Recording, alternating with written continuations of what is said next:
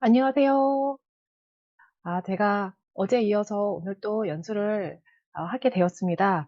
어제 들어오신 분들이 또 들어오셨는지 아니면 또 새로운 분들이 들어오셨는지 그게 제가 지금 좀 궁금하거든요. 왜냐하면 어제 조금 드렸던 말씀을 오늘 다 새로 들어오신 분이면 들어도 되고 어제 많이 들어오셨던 분이면 그건 생략해도 돼서 좀 여쭤봅니다. 그래서 채팅창에 혹시 어제 들으셨던 분은 숫자 1 한번 남겨주실 수 있으실까요? 아, 네. 어제 들으셨던 분들이 많이 들어오셨네요. 그러면 어제 말씀드린 거는 간단하게 이제 말씀을 드리고 넘기도록 하겠습니다. 어제 못 들으셨던 분들은 뭐 녹화 영상이 다시 그 유튜브에 올라갔다고 하더라고요. 그래서 그거 참고하시면 될 것 같아서 그러면 좀 간단하게 말씀을 드리겠습니다. 제가 지금 화면 공유를 했는데 이제 화면 잘 보이실까요? 네. 아유, 어제 강의 도움이 되셨다니 너무 기쁩니다. 네. 오늘도 이 귀한 시간 내서 오셨는데 좀 도움이 됐으면 하는 바람이 있습니다. 열심히 준비한 거 또 말씀드려 보겠습니다. 우선 오늘 처음 들어오신 분들이 계시니까 제 소개 조금 하도록 하겠습니다. 저는 지금 현재 성일고등학교에서 근무를 하고 있고요.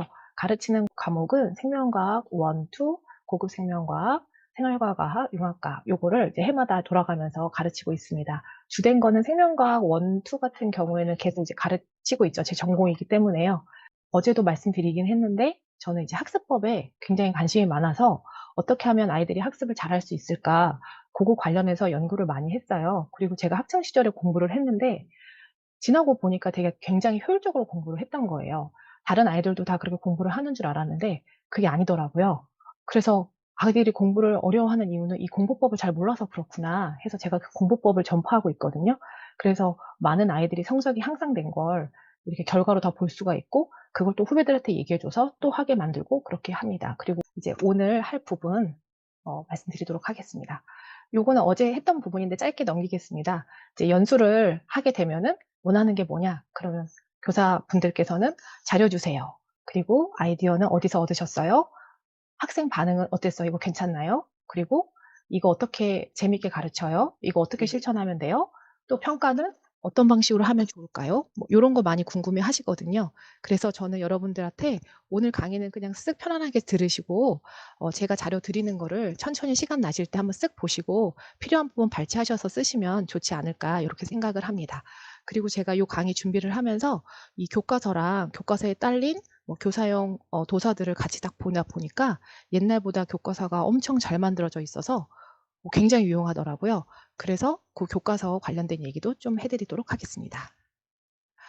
요거 어제 말씀드렸는데 간단하게 하고 넘어갈게요. 그 수업에 관한 이야기 어제 말씀드렸어요. 교사 중심의 강의식 수업하고 학생 주도 참여형 수업하고 그다음에 학생이 참여하긴 하는데 교사가 거의 관찰자 역할만 하는 이 세 개의 수업 중에서 "어떤 수업이 제일 좋은 수업일까요?" 해서 질문을 드렸었는데 어제 이거 정답이 나왔죠. 요게 학습 효과 제일 좋은 건 1 번입니다. 그리고 가장 재미있는 거는 3 번이죠. 선생님이 개입을 하지 않는 거죠. 근데 여기에 장단점이 있거든요. 근데 그 장단점은 어제 제가 잘 말씀을 드렸고 오늘 패들렛에도 요 관련된 내용 제가 올려 놨거든요. EBS 프라임 영상에서 실험을 했더니 학습 효과가 제일 좋은 거는 1 번이었더라.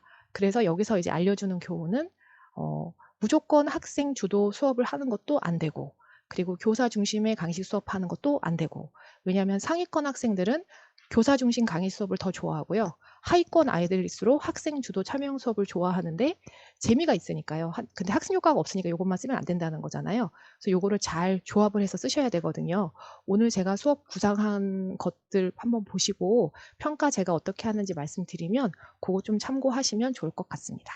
그래서 오늘 제가 또 구상한 수업을 알려드릴 텐데요. 역시 어제와 마찬가지로 교사가 그냥 스스로 막 강의해서 끝나는 수업이 아니라 학생 스스로 질문을 하고 탐색하고 학습이 제대로 이루어지도록 하는 수업을 한번 구상해 봤습니다. 계속 말씀드리겠습니다. 그럼 오늘 제가 수업을 할 부분, 학생들에게 수업을 할 부분은 어떤 부분이냐면 로마 숫자 2단원에 보면 기후 위기와 환경 생태라는 단원이거든요. 여기에 어제는 제가 6번에 관련된 수업 말씀드렸는데요. 오늘은 8번이에요. 곤충 매개 감염병의 확산 요 단원이거든요. 그래서 요 단원은 수업을 제가 어떻게 할지 한번 말씀드리도록 하겠습니다. 우선 교과서 위주로 제가 설명을 먼저 해 드릴 건데요. 교과서 페이지를 펴 놓고 학생들에게 설명을 할 거 아니에요. 그러면 저는 이제 대부분 이렇게 수업을 합니다. 제 머릿속에는 학생들이 궁금함이 없으면 학습이 이루어지지 않는다가 머리에 깔려 있거든요. 그래서 저는 발문을 통해서 학생들에게 무조건 궁금증을 유발을 해야 돼요. 그래서 질문을 딱 던지고 발문을 딱 던지고 학생들이 왜 그럴까?' 하고 궁금할 시점에 답을 얘기하거나 아니면 학생들 보고 찾아보게 하거나 이렇게 많이 하거든요. 그래서 지금 교과서 페이지를 요렇게 딱 펴게 되면은 제목이 곤충 매개 감염병의 확산인데 우선 요 단원에서 뭘 배울지에 대한 거를 미리 요약을 해서 알려줍니다. 요 8단원은 뭐에 대해서 배우는 거냐면 기후 변화로 인해서 곤충이 매개하는 감염병이 확산되었다 하는 단원이거든요.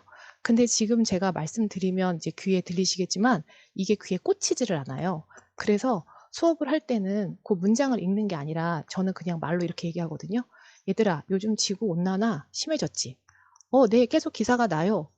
그런데 곤충이 옮기는 병들이 있는 걸 혹시 알고 있니?" 그러면 애들은 상식이 많진 않아서 말라리아 정도는 알고 있어요. 말라리아 모기가 옮기는 질병 말라리아요." 이렇게 얘기를 한단 말이에요. 그러면 "맞아. 그게 바로 곤충이 매개하는 감염병이라고 해. 근데 그 감염병이 지구 온난화로 인해서 점점점 확산되고 있대. 그것에 대해서 오늘 공부를 할 거야." 하고 설명을 해 주는 거예요. 그러니까 전체적인 걸 얘기를 해 주니까 아이들은 이제 뭔지 들었잖아요. 그럼 저는 그러고 넘어가지 않고요. 항상 애들한테 "뭘 배운다고? 오늘 뭘 배운다고?" 하고 또 물어요. 그럼 아이들은 "아 기후 변화로 인해서 곤충맥의 감염병이 확산됐대요." 하고 말하면 "맞아. 오늘 그것에 대해서 자세히 배우는 거야." 하고 이제 지나갑니다. 그리고 화면에 이건 교과서에 없는 사진인데요. 적혈구 사진이에요. 그리고 노란 거는 이제 말라리아 원충이거든요. 말라리아 원충 요런 사진인데 교과서에 없기 때문에 애들은 화면을 하나 띄워 놓으면 저거 뭐지? 적혈구 같기는 한데 이라고 생각을 하거든요. 그럼 여기에서 이제 질문을 하는 거예요. 지금 우리는 기후 변화에 따라서 곤충맥의 감염병이 증가하고 있다는 걸 배운다고 했는데 이건 굉장히 위험한 거야라고 얘기를 하는 거예요. 그럼 아이들은 와닿지 않아요. 위험? 뭐가 위험하지? 이렇게 되는 거죠. 그러면 말라리아에 걸리게 되면 통증이 얼마큼 있는지를 살짝 언급을 해 주는 거예요. 온몸이 되게 부서질 듯 아프고 독감보다 훨씬 아프고 그리고 말라리아는 사실 여러 종류가 있는데 그중 하나는 치사율이 굉장히 높아. 사망률이 뭐 24시간, 48시간 이내에 죽는 게 20에서 30%야. 이런 식으로 얘기를 해 주는 거예요. 그럼 아이들이 "오 그렇구나." 그리고 말라리아 원충으로 파괴된 이런 사진을 보여주는 거죠. 그럼 부시시하고 '저게 뭐지?' 하고 일어나서 애들이 한번 봅니다. 네. 그리고 요 단원 설명을 할 때 부가적으로 저희는 이제 과학 선생님들이 많잖아요. 그래서 그 말라리아 관련된 거와 남모양 적혈구 빈혈증이라고 하는 게 있어요. 고거를 하나 설명해 주시면 굉장히 좋을 것 같아요. 보통 적혈구도 요 사진에서 보다시피 요렇게 원반 모양이고 사탕처럼 생겼잖아요. 근데 유전자 돌연변이로 인해서 얘가 낫모양으로 바뀐 적혈구가 있거든요. 근데 이 낫모양 적혈구가 되게 되면 산소 운반을 잘 못해요. 모양이 지금 기형이잖아요. 그래서 빈혈이 유발되거든요. 근데 좋은 점이 하나가 있어요. 요 노란색으로 된 말라리아 원충이 그 낫 모양으로 된 적혈구에는 들어가서 번식할 수가 없어요. 그래서 낫 모양 적혈구를 가진 사람은 말라리아에 걸려서 죽지를 않거든요. 대신에 약한 빈혈에 시달리게 돼요. 그래서 아프리카 사람들을 보면은 요렇게 정상적인 적혈구가 아니라 낫 모양 적혈구를 가진 사람들이 유전적으로 많거든요. 그래서 고것도 살짝 언급해 주시면 생명과학하고 좀 연결이 되니까 이제 좋을 것 같습니다. 그리고 질문을 하나 또 던져 놓는 거예요. "얘들아 우리나라에 말라리아 걸려서 죽는 사람이 있을 것 같아?" 그럼 애들이 "없지 않아요?" 뭐 "있나요?" 웅성웅성 할 거예요. 그러면 그냥 궁금증을 그냥 갖게 놔두고 그냥 넘어가는 거죠. 뒤에서 설명을 할 테니까요. 그리고 교과서에 보면 요런 사진이 나와요. 그럼 질문하라고 이렇게 나와 있는 거거든요. 요 질문은 지금 이렇게 순위가 나왔는데 1 위가 모기, 그다음에 2 위가 사람, 뭐 그다음 뱀 뭐 이렇게 나왔는데 '이건 무엇에 관한 순위일까?' 하고 또 시간을 살짝 주는 거죠. 그러면 눈치 있는 애들은 요 교과서 제목 자체가 곤충이기 때문에 어 모기가 사람을 죽인다는 거 아마 생각해 낼 거예요. 그래서 요거에서 정답은 '인간을 가장 많이 죽인 생물 순위를 나타내는 거다.' 해서 아이들이 이제 호기심 갖게 요렇게 하면 되고요. 또 그냥 발문으로 "근데 얘들아 그 모기가 옮기는 병이 대체 뭐길래?" 하고 물으면 아이들이 뭐 말라리아, 일본내염 정도는 아마 얘기를 할 것 같습니다. 고렇게 하고 이제 그다음 페이지로 넘어가면 이제 여기 퀴즈 타임이라고 되어 있는데요. 제가 이제 계속 질문을 하는데 선생님들께서 그거를 말로 이렇게 질문을 하는 방법도 있고 아니면 카웃을 사용해 보신 분들 굉장히 많으실 거예요. 인터넷에다 카웃 치셔서 사용법 보면 매우 간단하거든요. 거기에 퀴즈를 내셔 가지고 애들 맞추게 해서 이렇게 상품을 주거나 사탕을 주거나 하는 그런 거 활용해 보시라고 제가 여기다 하나 적어 놓았습니다. 네. 그리고 이제 질문을 이제 던지는 거예요. O일까 X일까? 근데 여기서 이제 이벤트 하나 들어가도록 하겠습니다. 여기 질문이 5개가 있는데요. 요거 정답이 OX로 이게 채팅창에다 남겨주셔서 맞추신 분들께서는 여기 출판사에서 기프티콘을 주신다고 하네요. 그래서 혹시 채팅창에 요거 OX로 한번 답을 남겨주시면 감사드리겠습니다. 모기는 겨울에 죽는다. 맞을까요? 추워서 죽을까요? 기후 변화로 인해 모기의 수명도 늘어났다. 따뜻해지니까 모기가 좀 오래 살 수 있을까요?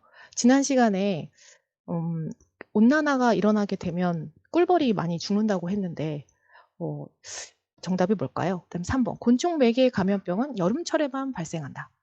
모기가 여름철에만 있을까요? 그리고 곤충 매개 감염병은 미래에는 도시보다 농촌에서 더 많이 발생할 것이다. 이게 O일까요? X일까요? 또 우리나라는 아직 열대성 감염병 유행 국가로 분류되지 않는다. 그러니까 저희는 지금 열대성 감염병 유행 국가다 아니다. 요거를 판단하시면 되는 거거든요. 네. 답을 지금 막 많이 올려주셨네요. 네. 그러면 여기에 정답이 있는지 잠깐 확인해 보겠습니다. 네. 정답을 그럼 이제 보여드리겠습니다. 얘가 정답입니다. XXXXX. 모두 다 X입니다. 2번은 조건적 이제 XO인데요. 지금 우선 답을 가장 빨리 적어주신 박명숙 선생님 께 이제 기프티콘 드리겠습니다. 그리고 답을 2번째 또 맞추신 코드라고 쓰여서 선생님 성함을 제가 알 수가 없네요. 이분께도 기프티콘 드리도록 제가 말씀드리도록 하겠습니다. 답변 주신 선생님들 감사합니다. 네. 그래서 여기 지금 답이 나왔는데요. 제가 읽어드리진 않을게요. 근데 좀 전에 보여드린 그 질문을 보면 이거 약간 헷갈릴 수도 있거든요. 학생들은. 학생들한테 이렇게 궁금증 유발하기 위해서 질문을 주면 좋을 것 같습니다. 그리고 이제 교과서에 보면은 감염병에 대해서 설명이 나와 있어요. 근데 법정 감염병 이렇게 나와 있는데 그냥 학생들한테 얘들아 감염병은 이거야. 법정 감염병은 국가가 관리 감시를 한대. 이런 식으로 그냥 읽고 지나가시면 학생들 귀에 하나도 안 꽂히거든요. 그래서 저는 학생들한테 아까 발문으로 계속 수업을 한다고 했잖아요. 그래서 애들한테 얘들아 감염병하고 법정 감염병은 무슨 차이야? 하고 이제 묻는 거예요. 그럼 애들이 뭐 법으로 정해놓은 거예요. 뭐 여러 가지 대답을 막 할 거란 말이에요. 그러면 제가 이제 거기서 그 말을 하죠. 여기 지금 제가 써놨는데 퀴즈. 법정 감염병에 걸리면 인정 결석 처리가 될까? 아이들은 이걸 굉장히 궁금해 하잖아요. 그래서 이 표에서 코로나19를 찾아보게 하는 거예요. 근데 법정 감염병에 코로나19가 여기에 있는 거죠. 근데 코로나 걸리면은 인정 결석 되잖아요. 네, 그래서 그 얘기를 해주면서 아, 국가가 관리 감시를 하는 그런 지정한 감염병을 법정 감염병이라고 해 하고 이제 넘깁니다. 그리고 그 다음 페이지에 보면은 요런 그림이 교과서에 나왔어요. 근데 이 교과서에 본 거를 그냥 넘기지 않고요. 학생들 수준에서 궁금한 거를 제가 이제 질문을 만들어서 발문을 또 던져요. 여기 보면 공기 감염, 비말 감염, 접촉 감염이 나와 있는데 접촉 감염은 아이들이 뭔지를 잘 이해를 할 거예요. 근데 공기 감염하고 비말 감염하고 무슨 차이인지 모를 수 있으니까 이제 아이들한테 질문을 하는 거죠. 공기 감염하고 비말 감염 차이가 뭔 것 같아? 그러면 비말도 공기에 있는 것 같은데요? 하면서 여러 가지 얘기를 할 거예요. 그러면 이제 핵심은 교사가 전달해야 되니까 공기 감염은 굉장히 작고 가벼운 미세 입자야. 비말 감염은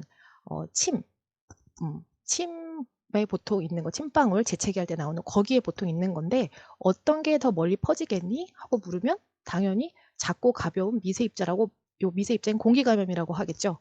그럼 이런 게 얼마나 퍼질 것 같아? 하고 묻는 거예요.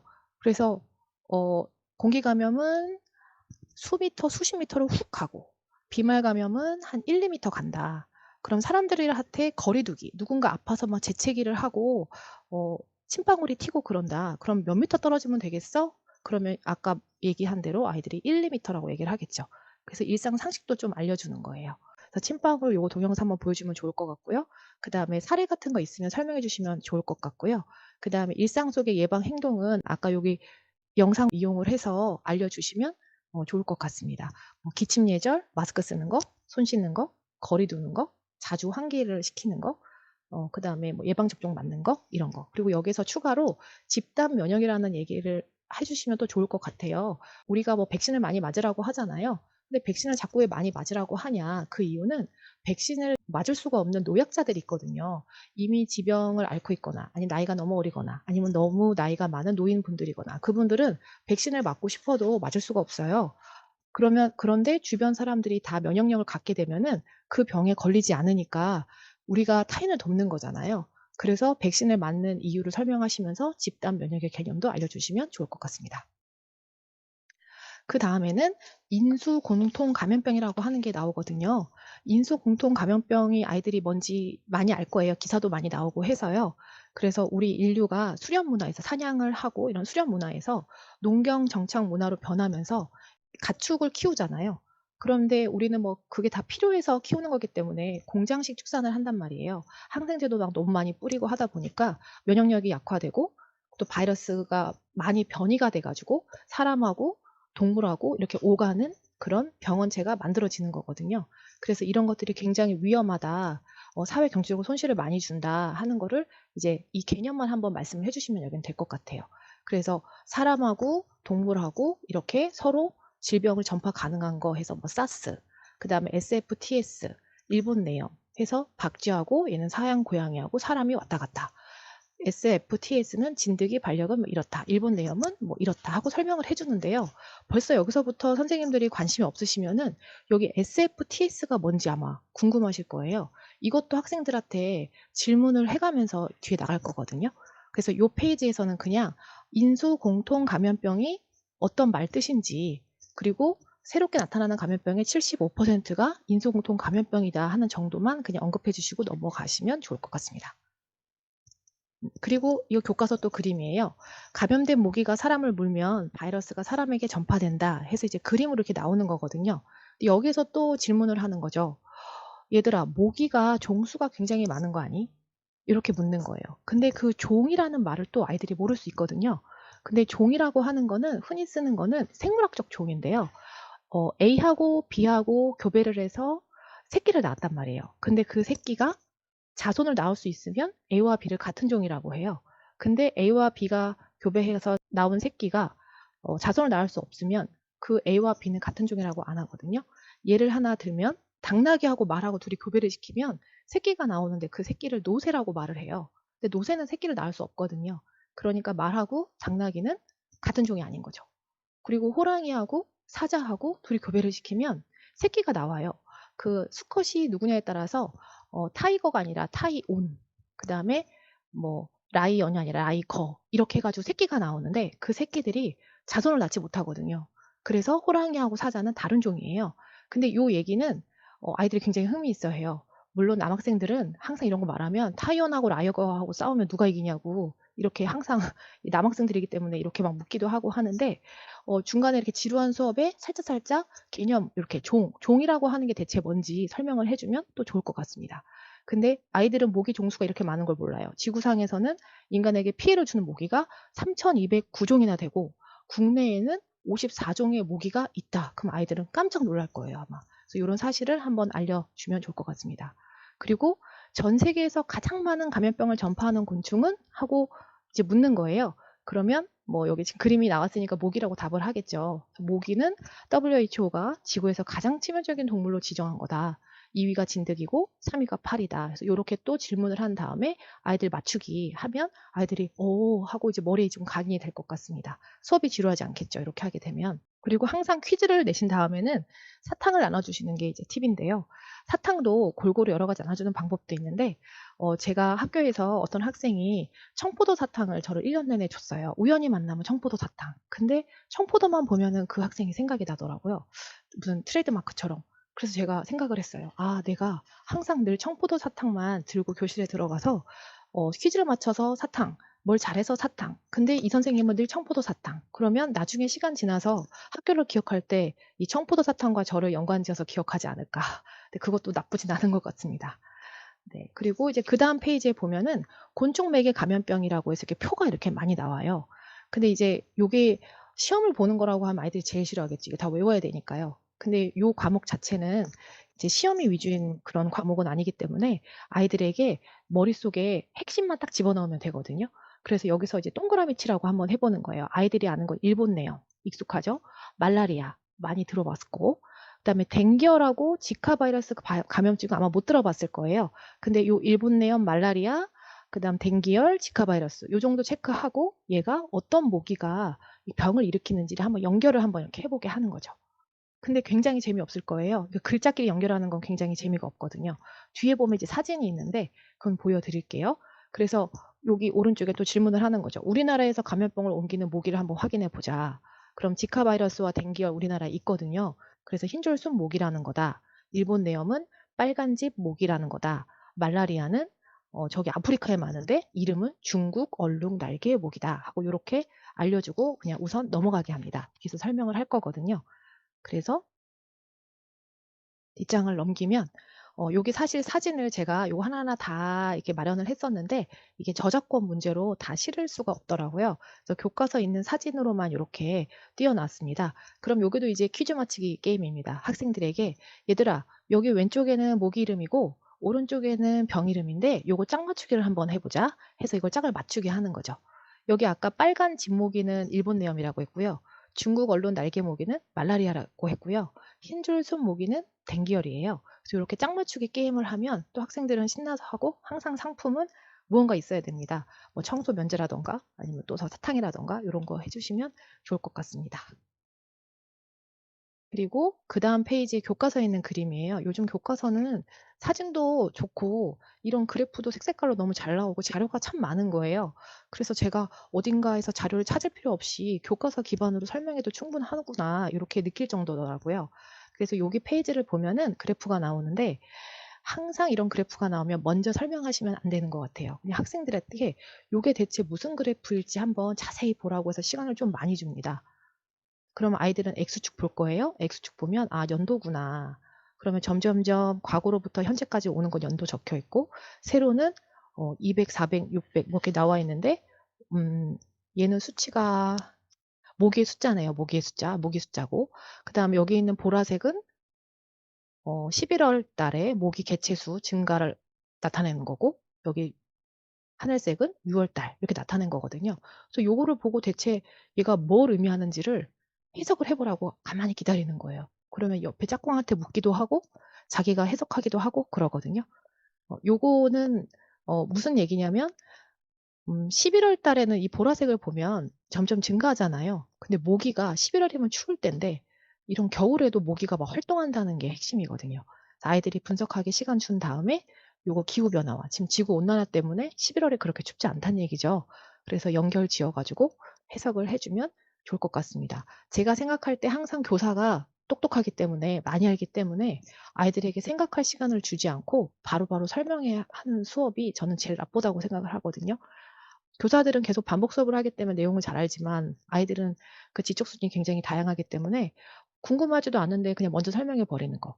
그다음에 생각할 시간 틈도 안 주고 선생님 혼자 떠드는 거. 그게 가장 안 좋은 수업인 것 같습니다. 제 생각에는요. 그리고 그다음 페이지에 넘겨 보면 이제 말라리아 관련된 게 나와요. 모기가 나오는데 얘가 흰줄순 모기래요. 저도 모기에 대해서 평상시에 관심이 없는데 요 수업을 준비하면서 또 막 보다 보니까 '와 신기하다. 모기가 진짜 다양하구나. 그리고 색깔도 줄무늬도 이렇게 돼 있는구나.' 하고 사실 처음 알았어요. 제가 모기에 관심이 별로 없어요. 생명과학 선생님인데 모기에 별로 관심이 없었거든요. 근데 요거 준비하면서 알게 됐네요. 흰줄순 모기, 여기 얼룩 날개 모기 이렇게 되어 있어요. 그러면 학생들한테 뭘 얘기하면 좋으냐면 우선 요 오른쪽에 써놓은 것부터 말씀을 드리면 지금 2014 년에서 2015년 때 말라리아 환자가 되게 급증했는데 그때 보니까 모기 개체수가 굉장히 증가했더라. 말라리아는 모기가 매개하는 질병이니까 당연히 그렇겠죠. 그리고 외국 여행 굉장히 많이 다니잖아요. 그러니까 해외에서 걸려서 우리나라로 들어오는 환자가 많더라. 요렇게 설명을 해 주시고 그 말라리아에 걸린 사람 옆에 있으면 감염이 될까? 마치 에이즈처럼요. 에이즈 걸린 사람이라고 밥 먹으면 얘들아 에이즈 옮니? 이렇게 물어보면 진짜 모르는 애들이 많거든요. 전혀 옮지 않죠. 그리고 에이즈 같은 경우에는 혈액이나 뭐 이런 걸로 다 전염이 되잖아요. 그러면 이런 말라리아도 혈액이나 타액으로 전염이 되냐 하고 한번 질문해 보는 거예요. 그러면 에이즈도 한번 떠올리면서 이런 질병에 대해서 생각해 보게 되죠. 당연히 이건 X가 답입니다. 근데 저는 이 페이지 준비를 하면서 이게 뭘 느꼈냐면 말라리아에 우리나라 걸린 사람들이 과연 있을까? 그게 되게 궁금했거든요. 어, 있을까요, 없을까요? 선생님들. 그 말라리아라고 하면 굉장히 치명적이어서 100명 중에 2-30명이 죽고 그것도 24시간, 48시간 내에 죽는다고 하거든요. 그러면 우리나라에 이런 사람은 거의 없지 않나? 우리나라는 더운 나라가 아니니까 말라리아 걸린 사람이 별로 없지 않나? 이렇게 생각할 수 있잖아요. 그런데 제가 조사해 보니까 그렇지 않더라고요. 우리나라에서 말라리아에 걸린 사람들이 연간 한 500명 넘는데요. 굉장히 많죠? 그럼 여기서 의문점이 생기죠. 뉴스에서 말라리아 걸려서 죽었다는 사람 기사가 분명 나야 되거든요. 이렇게 많이 죽으면. 근데 기사가 나지 않잖아요. 그러면 말라리아는 치명적인 질병이 아닌가? 이런 생각도 들잖아요. 제가 이렇게 의문점을 갖는 것처럼 학생들도 되게 의문점이 생길 거예요. 그래서 제가 오늘 수업하는 것도 어제와 마찬가지로 패들렛에 이따 소개 드릴 텐데 패들렛에 자료를 다 올려놓긴 했는데요. 말라리아의 종류가 굉장히 많아요. 그래서 그 말라리아의 종류에 대해서 한번 제가 잠깐 보여드릴게요. 네. 아, 여기 있다고 답도 주셨네요. 요거는 학생 설명 자료로 그냥 만든 거라서 선생님들께서 요거 보시고 하셔도 되고 아니면 또 뭐 챗GPT 뭐 이런 거 사용을 해서 보셔도 됩니다. 네, 여기 지금 말라리아 학생 설명 자료입니다. 말라리아는 모두 같은 병일까? 이렇게 질문이 있죠. 말라리아는 대체 뭔지 모기를 통해서 전염되는 감염병이다. 그리고 원인은 말라리아 원충이라는 거다. 근데 학생들 이 말라리아 원충이라는 걸 또 잘 모르는 학생들이 있거든요. 그러면 기본 상식은 알려줘야 되니까 얘들아 세균하고 바이러스하고 뭐가 더 커? 세균이 훨씬 크단다. 그 다음에 세균, 보통 세균은 단세포, 세포 하나로 되어 있고 원핵세포라고 해서 핵이 없는 아주 단순한 그런 세포 구조를 띠고 있는데 요 말라리아 원충이라고 하는 거는 얘는 진핵세포란다. 이렇게 해가지고 그러니까 핵이 있는 세포거든요. 그래서 이 말라리아 원충이 굉장히 작은 미생물이라는 걸 한번 언급해 주시면 좋을 것 같아요. 그리고 여기 뒤에 보면은 말라리아 원충 종류가 나와 있죠. 그러면 우리가 심각하게 생각하는 말라리아는 열대 말라리아예요. 이 열대 말라리아는 아주 치명적이어서 치사율이 뭐 20%, 30% 그것도 빠른 시간 내에 사망을 한다고 하거든요. 근데 우리나라에서 그렇게 많이 걸리는 말라리아는 3일열 말라리아래요. 우리나라에서 여기 보면 위험도는 좀 낮죠. 그래서 우리나라는 말라리아 걸리면 사실 죽지는 않는데요. 그리고 얘가 어디에 맞냐면 우리나라 주로 비무장지대, DMZ 인근 지역에서 감염이 되고 적절히 치료하면 이제 완치가 되는데 재발이 될 수도 있다고 해요.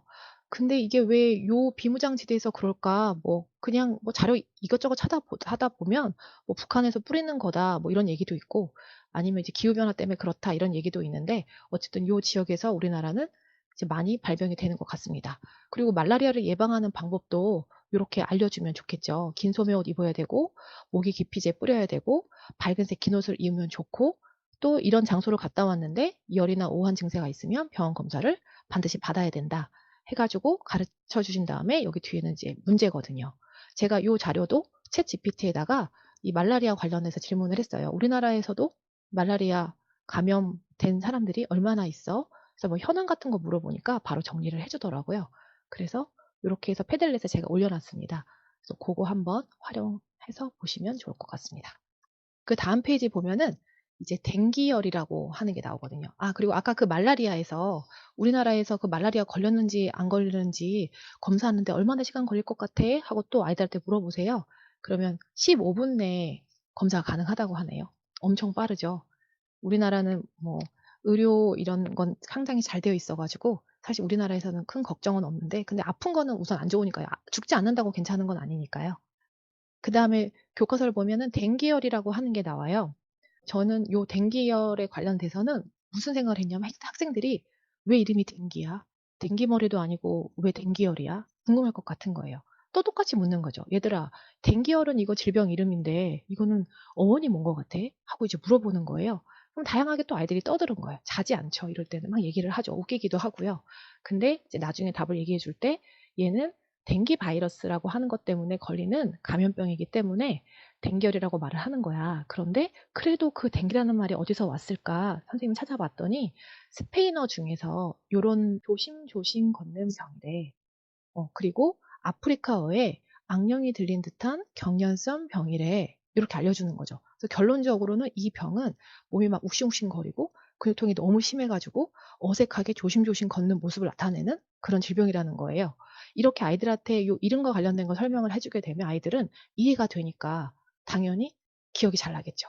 그리고 오른쪽에 이 병에 걸리면 위험하다고 말만 하는데 대체 어떤지를 잘 모르잖아요. 그래서 심각성 인지하기 위해서 얼마나 아픈지 제가 써 놨거든요.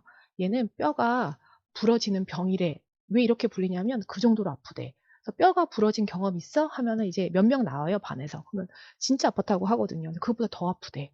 그리고 두 번째 감염되면은 출혈성, 피가 막 나서 죽을 수 있대. "예방은 모기를 차단하면 된대." 하고 얘기를 하는 거죠. 그리고 웨스트 나일 열이라고 하는 것도 이것도 감염병 이름이거든요. 이 웨스트 나일 이것도 우간다 한 지역의 이름이래요. 거기서 처음에 감염 환자가 나타나서 그래서 요 어원을 얘기를 해 주시고 얘 같은 경우는 감기 몸살 정도처럼만 아프다. 근데 그중에 100명 중 1 명은 뭐 뇌염이나 혼수 상태, 뭐 마비, 사망까지 갈 수 있다. 근데 "내가 항상 예외일 수는 없으니까 조심해야 하는 병이 맞다." 하고 설명을 해 주면 이제 좋을 것 같습니다. 그리고 그 그리고 여기 어원 얘기할 때 여기 지금 써여 있진 않는데요. 지카 바이러스는 선생님들 많이 들어보셨을 거예요. 그 지카 바이러스는 지카라는 말이 우간다에 있는 숲 이름이래요. 거기에 이제 실험 중이던 원숭이에게 발견이 돼서 이름이 지카 바이러스, 지카 숲에서 발견돼서 지카 바이러스라고 부르는데 요건 아이들이 아는 아이들이 있을 거예요. 지카 바이러스에 감염이 되게 되면 임산부가 감염이 되게 되면 소두증 아이를 낳잖아요. 그럼 아이들은 또 막 "머리가 작아? 얼마큼 작은 거야?" 해서 또 서로 막 얘기를 합니다. 신기한 거 어디서 들어봤는데 이게 다 꿰어 맞춰지는 거죠. 고런 걸 저는 항상 선호하거든요. 기존에 가지고 있는 지식에다가 새로운 지식을 갖다 붙이는 거. 그럼 아이들은 이해가 되니까 기억도 잘 나고요. 그리고 이제 그다음에는 말라리아에 대해서 이제 증상이 요 그림으로 막 나왔잖아요. 말라리아 증상에 대해서 뭐 두통, 그다음에 뭐 열이 나고 식욕 부진, 뭐 오한 요런 증상들이 나타난다. 그럼 이제 아이들은 요런 거 하나씩 하나씩 약간 시간 타임을 주면서 얘기를 하면 나 말라리아 아니야? 나 어디 갔다 왔는데. 나 증상이 선생님 저랑 똑같아요." 이런 식으로 또 얘기를 자유롭게 해요. 그러면 거기에서 어 증상 들어보고 "아니 그건 감기인 것 같아." 이런 식으로 또 말을 해 주시면 좋겠죠. 그래서 말라리아는 학질이라고 알려진 열병이고 적기에 말라리아로 진단이 돼서 치료를 하면 된다. 근데 치료를 하지 못하면은 약 효과가 전혀 없기 때문에 아주 치명적인 결말을 맞게 된다. 이렇게 해서 설명을 해 주시면 좋을 것 같습니다. 그리고 요거는 제가 질문을 이제 만들어 본 건데요. 이제 학생들 모기는 되게 익숙하잖아요. 여름이 다가오니까 모기가 얼마나 많아요. 그럼 아이들이 그것 때문에 모기 한 마리 때문에 잠을 못 잤다. 불 켜면은 모기가 분명히 있었는데 사라졌다. 뭐 여기저기 긁어 가지고 막 상처가 생겼다. 뭐 엄청 말을 많이 할 거예요. 근데 궁금한 것들 질문 제가 모아 봤어요. "선생님 저는 모기 잘 안 물리는데요. 얘는 모기 진짜 잘 물려요." 이렇게 말해요 애들이. 그래서 어떤 사람이 모기를 잘 물릴까? 그다음에 모기가 병을 옮기는 건 암컷일까 수컷일까? 우리나라 모기는 댕결이나 지카 바이러스 이런 것도 걸리게 하나요? 왜냐면 이게 무서우니까요. 근데 집에서 모기 막 손으로 죽이고 물려도 그냥 가만히 있잖아요. 남학생 같은 경우는 "한번 물어봐라." 한 다음에 손으로 힘 꽉 줘서 근육 딱 조이면은 모기 그 침이 빠지지 않지 않냐고 이렇게 재밌는 얘기도 하거든요. 근데 걔네들이 아주 무서운 질병을 옮긴다고 하면 이제 모기가 나타나면 실험 안 하겠죠. 무조건 죽이거나 되게 무서워할 거 아니에요. 그래서 뭐 "이런 감염증도 옮기나요?" 궁금할 것 같고요. 모기는 뭐 "이런 병이 안 걸려요?" 그러니까 모기가 말라리아 원충 이런 거 옮기잖아요. 그럼 모기 몸에 그게 들어가는데 모기는 그 병에 안 걸리냐고 물을 수 있잖아요. 또 모기가 이 사람 물고 저 사람 물고 하면 그 피가 다 섞여 가지고 병을 다 옮기냐 요런 질문. 또 모기가 물고 나면 부풀어 오르고 엄청 가려운데 그 이유는 뭐냐. 그리고 말라리아는 아까 치료돼요? 요건 아까 말씀드렸는데 백신은 있나요? 백신 있습니다. 그래서 외국 여행 가기 전에 요거 백신 맞고 가시면 되거든요. 그리고 뭐 모기가 옮기는 병은 왜 항상 열이 나나요? 이런 것도 면역 반응 관련된 건데 궁금할 수 있고요. 또 하나 유충, 모기알을 없애면 감염병이 좀 예방이 되는지 이렇게 질문들이 있어요. 근데 요 질문들을 학생한테 이제 하고 답을 하게 만들고 또 선생님들이 사용하시라고 제가 요 질문들에 대한 답을 다 정리해서 패들렛에 올렸어요. 그래서 선생님들께서 그 패들렛에서 정답을 보시고 준비를 하시면 이제 될 것 같습니다. 그리고 이제 교과서에 보면은 이제 또 표가 나왔어요. 그래프가 나왔는데 아까랑 마찬가지로 바로 설명하시지 마시고 이게 대체 무슨 그래프인지 한번 분석해 보라고 하는 거죠. 그럼 말라리아는 이렇게 점점점 보라색 그래프가 점점점 이렇게 감소하고 있고 댕기열은 점점점 이렇게 증가하고 있고 지카 바이러스는 꾸준히 몇 년도부터 쭉 이렇게 있고 대체 이게 무엇을 의미하는 거냐? 학생들의 의견을 다 들어보신 다음에 여기 오른쪽에 교사 설명 써놨거든요. 말라리아 같은 경우에는 우리나라의 특정 지역에서 많이 발병한다고 했잖아요. 그래서 그거 써놨고 댕기열 같은 경우에는 여기 있는 하늘색인데 건수는 낮지만 꾸준히 발생을 하고 있다는 거. 아직 국내 토착은 안 됐지만 기후 변화로 가능성도 있다 하고 언급을 해주고 지카 바이러스 같은 경우에는 해외에서 유입이 많이 되는데 요거 사례를 하나 만드셔서 이제 주시면 좋을 것 같습니다. 제가 그 패들렛에 올린 것에 이런 거 기사들 있거든요. 그것도 한번 보시면 될 것 같아요. 그리고 그 다음 교과서를 보면 교과서 그림을 보면 요거 아까 그 그래프인데요. 추가 설명 학생들한테 해주시면 좋을 것 같아서 지금 여기다 써놨습니다. 그럼 결국 이 그래프가 의미하는 바가 뭐냐? 그러면 기후변화는 감염병을 이동시키고 있다.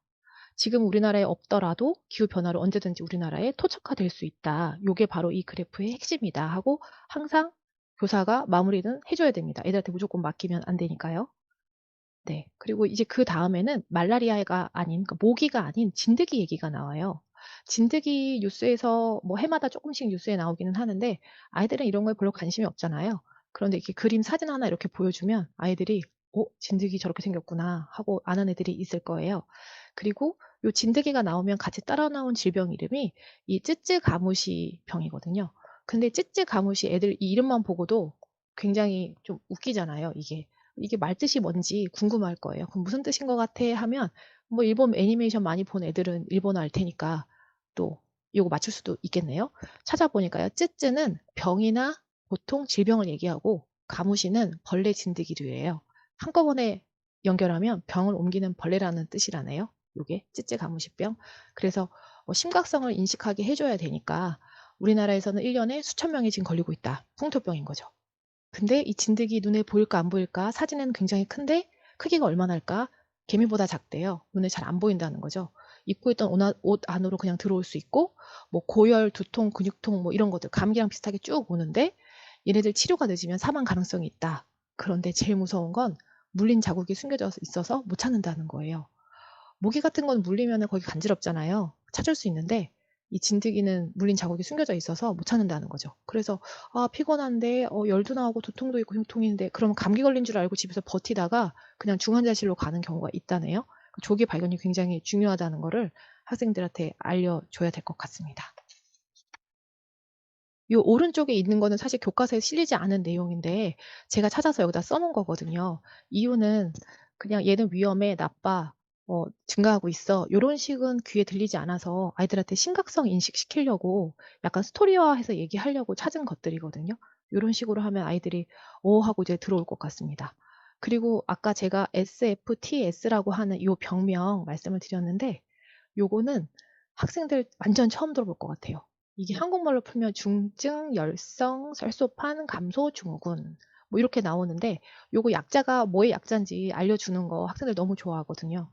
선생님들 여기 혹시 생명과학 선생님이 계실지 잘 모르겠는데 DNA, RNA를 아이들이 유전자라고는 알고 있는데 뭐의 약자인지 모르는 아이들이 꽤 있는 거예요. D는 뭐 디옥시리보, 그 다음에 N은 뉴클레익, A는 엑시드 해서 핵산이라고 하는 게 그 세포 핵 안에 들어있는 그 유전자를 얘기하는 건데 핵산을 영어로 바꾸면 뉴클레익 엑시드잖아요.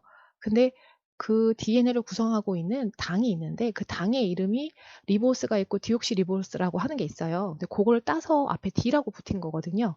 의미를 설명을 해주면 아이들이 그 DNA에 대해서 이해를 훨씬 잘하거든요. 그래서 여기 있는 SFTS 요것도 요 약자를 해석해 주시는 게 좋습니다. 여기 S는 severe라고 하는 이제 심한 이런 뜻이고 얘는 fever에서 열. 그다음에 여기 T라고 하는 거는 혈소판이라는 트롬보사이토 페니아 뭐 요런 거래요. 그다음에 S는 신드롬에서 증후군. 요 약자를 알려주시고 그다음에 얘가 왜 위험하냐 심각성을 인지시켜야 되잖아요. 그래서 오른쪽에 이렇게 써 놨어요. 등산을 얘들아 하다가 작은 진드기한테 한번 물렸다? 근데 얘는 눈에 보이지도 않아 진드기가. 근데 1주일 안에 죽는 병이 있다? 그 병이 뭔지 아니? 하고 묻는 거예요. 근데 그게 바로 이 병이거든요. 그래서 너희들 산책하다가 또는 풀밭에 그냥 앉아 있다가 반려동물하고 막 놀다가 작은 진드기 한 마리가 너희를 죽일 수 있어. 이런 식으로 얘기를 하는 거죠. 더 무서운 건 얘는 백신이 없어요. 백신도 없고 얘들아 치료약은 있을 거 같니? 없어. 몸살처럼 시작해서 피가 멈추지 않고 장기까지 다 망가진대. 그래서 그냥 몸이 이 면역계가 버텨서 나를 죽지 않게 하기를 하고 기도하는 수밖에 없어. 이렇게 해서 스토리화해서 얘기를 하는 거예요. 그럼 아이들이 저렇게 무서운 병이 있어? 그럼 아이들은 배운 거 진짜 바로 적용하거든요. 그래서 학교 바깥에 잔디밭 같은 데가 있거나 어디 소풍을 갔을 때 어디 앉으면 요거 배운 지가 얼마 안 되면 애들이 바로 얘기해요. 야, 중증 열성 혈소판 감소 증후는 우리 죽는 거 아니야? 여기 진드기 있을 수도 있어. 이렇게 하게 되는 거죠. 그래서 이렇게 항상 스토리로 얘기해 주시면 좋을 것 같습니다. 그리고 이제 진드기. 진드기 여기 그래프 나와 있거든요. 역시나 시간 주시고 이게 대체 뭘 의미하는지. 그래서 교사 설명을 여기 해야겠죠. 쯔쯔가무시는 가을철에 유행하고 뭐 농촌, 뭐 고령층에서 주로 발생을 한다. 뭐 치사율은 나른데 풍토병이다. 그리고 SFTS 이것도 지금 발생 수는 적지만 계속 증가하고 있고 얘는 치사율이 굉장히 높기 때문에 조심을 해야 된다. 그리고 아까 얘기했듯이 얘들아 이거는 치료제가 없어. 그러니까 풀밭에 그냥 앉아 있는 거 사실 위험할 수도 있는 거야. 하고 얘기를 해주는 거죠. 이제 그 다음에 이제 파리 내용인데요. 지금 시간이 벌써 7시 50분이 다 됐어요.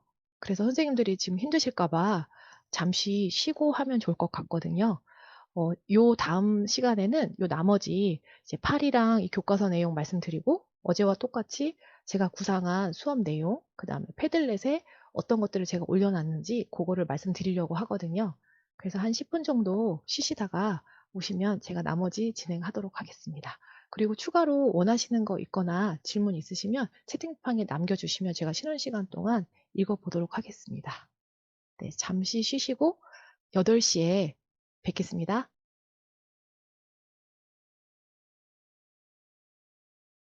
네, 목소리 들리시나요? 다시 2부 시작하도록 하겠습니다.